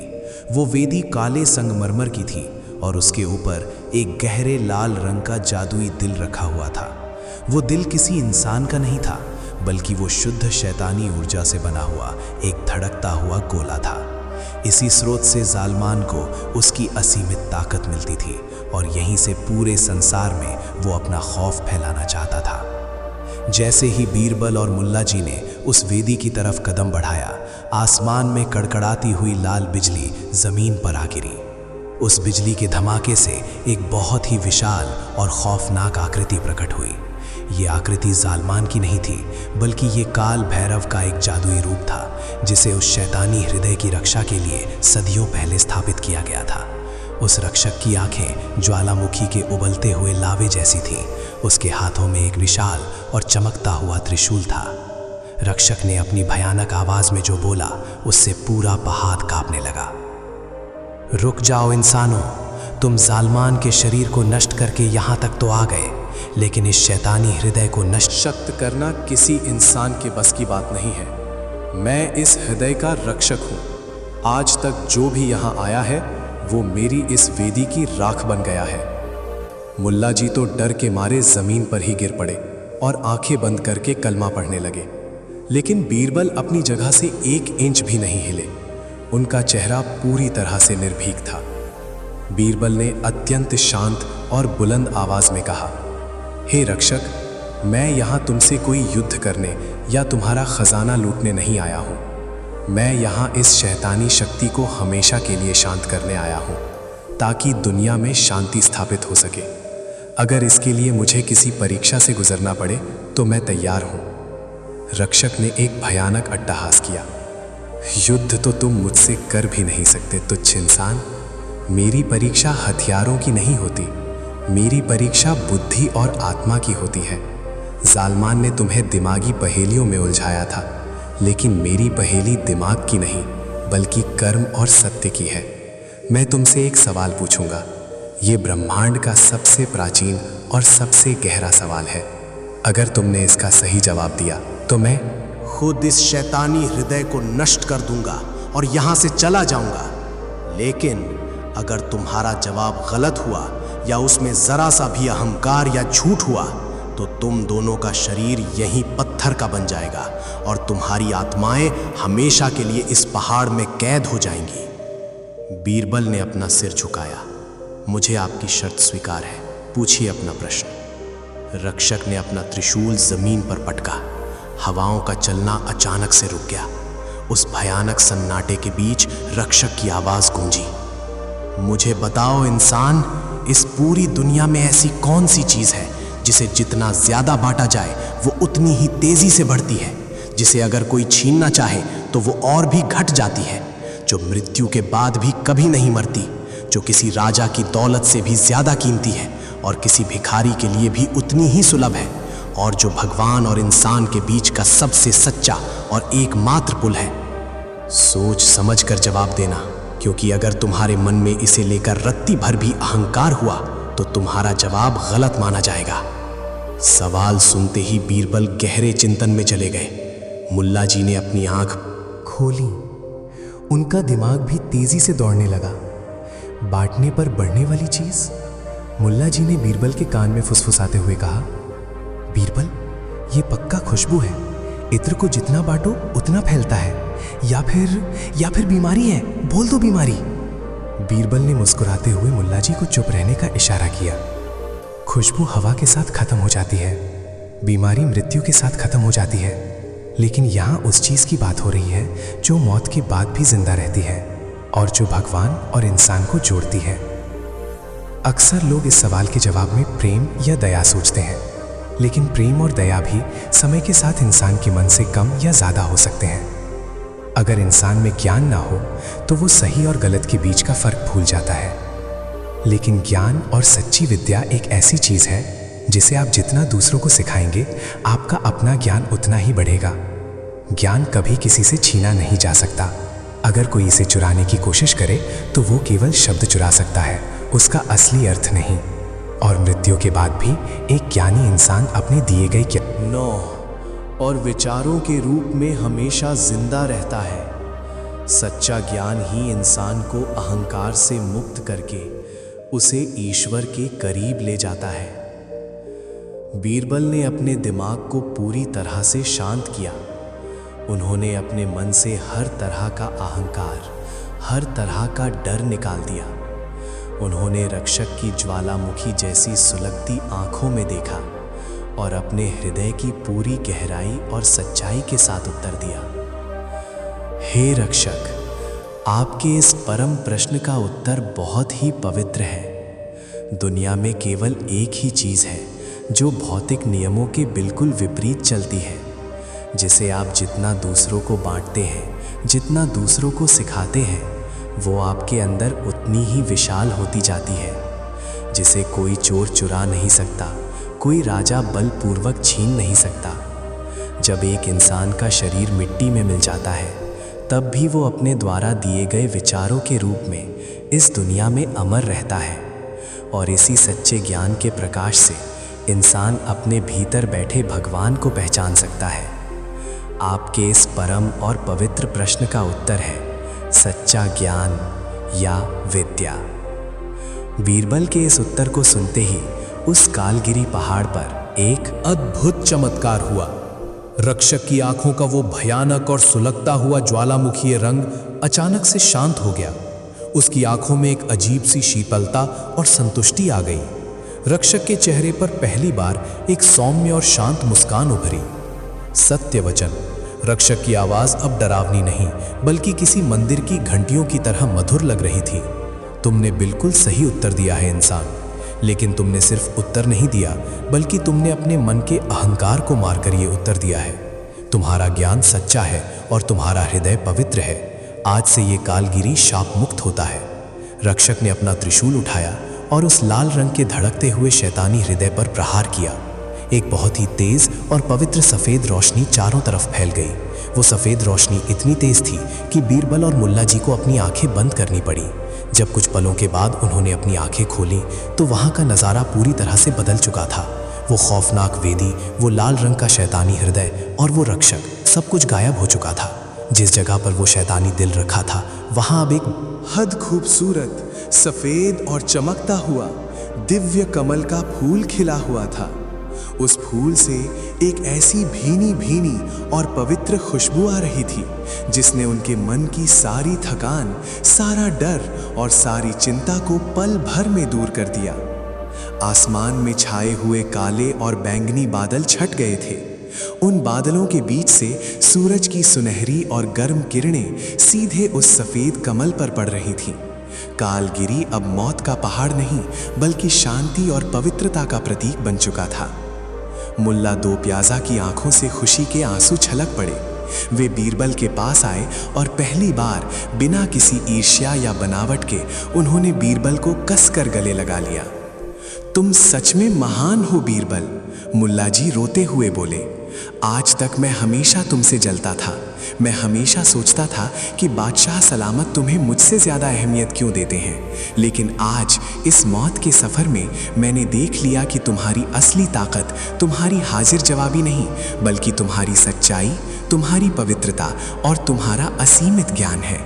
मुझे माफ़ कर देना मेरे दोस्त, आज से मुल्ला दो प्याजा तुम्हारा सबसे बड़ा मुरीद है। बीरबल ने मुस्कुराते हुए मुल्ला जी की पीठ थपथपाई। ज्ञान और इंसानियत किसी एक की जागीर नहीं होती मुल्ला जी। जब हम एक दूसरे का सम्मान करते हैं, तभी हम असली ज्ञानी बनते हैं। आपने भी इस सफ़र में बहुत हिम्मत दिखाई है। अब समय आ गया है कि हम अपने घर, अपने आगरा वापस लौटें। जब बीरबल और मुल्ला दो प्याजा आगरा वापस लौटे तो पूरे शहर में उनका स्वागत किसी भगवान की तरह किया गया। आगरा की सड़कों पर फूलों की बारिश की गई। बादशाह अकबर खुद नंगे पैर अपने महल से बाहर आए और उन्होंने दोनों योद्धाओं का स्वागत किया। अकबर ने भावुक होते हुए कहा, बीरबल, तुमने और मुल्ला दो प्याजा ने जो किया है वो इतिहास के पन्नों में सुनहरे अक्षरों में लिखा जाएगा। आज मुगल सल्तनत ही नहीं, बल्कि पूरी इंसानियत तुम्हारी ऋणी है। बादशाह ने बीरबल को अपनी सल्तनत का सबसे सर्वोच्च सम्मान रत्न हिंद से नवाजा और मुल्ला दो प्याजा को उनके अद्भुत साहस, भले ही वो थोड़ा हास्यास्पद रहा हो, के लिए बेशकीमती हीरों का एक हार और एक विशेष जागीर इनाम में दी।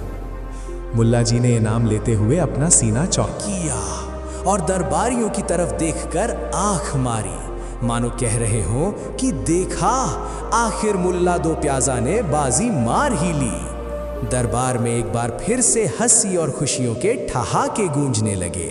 लेकिन बीरबल इन सब से दूर अपनी जगह पर अत्यंत शांत और विनम्र खड़े थे। वे जानते थे कि पहेलियां और तिलिस्म केवल बाहर की दुनिया में नहीं होते रही थी, बल्कि सबसे बड़े तिलिस्म इंसान के अपने दिमाग में होते हैं। लालच, खौफ, अहंकार और ईर्ष्या रही थी। ये वो पहेलियां हैं जिन्हें इंसान को रोज सुलझाना पड़ता है, और जो इंसान इन अंदरूनी पहेलियों को अपनी शांति और सच्चे ज्ञान से सुलझा लेता है रही थी, वही इस जीवन के खेल का असली विजेता होता है। इस तरह विदेशी दूत की उन खौफनाक पहेलियों से शुरू हुआ यह सफर रही थी, कालगिरी की पवित्र चोटी पर एक महान सीख के साथ समाप्त हुआ। बुराई चाहे कितनी भी पुरानी, कितनी भी ताकतवर या कितने भी भयानक रूप बदलकर क्यों न आए, वह सत्य रही थी। ज्ञान और एक शांत दिमाग की रोशनी के आगे कभी नहीं टिक सकती। दोस्तों, इस कहानी ने आपकी दिमाग की बत्ती जलाई हो तो लाइक, शेयर, सब्सक्राइब जरूर करें। धन्यवाद।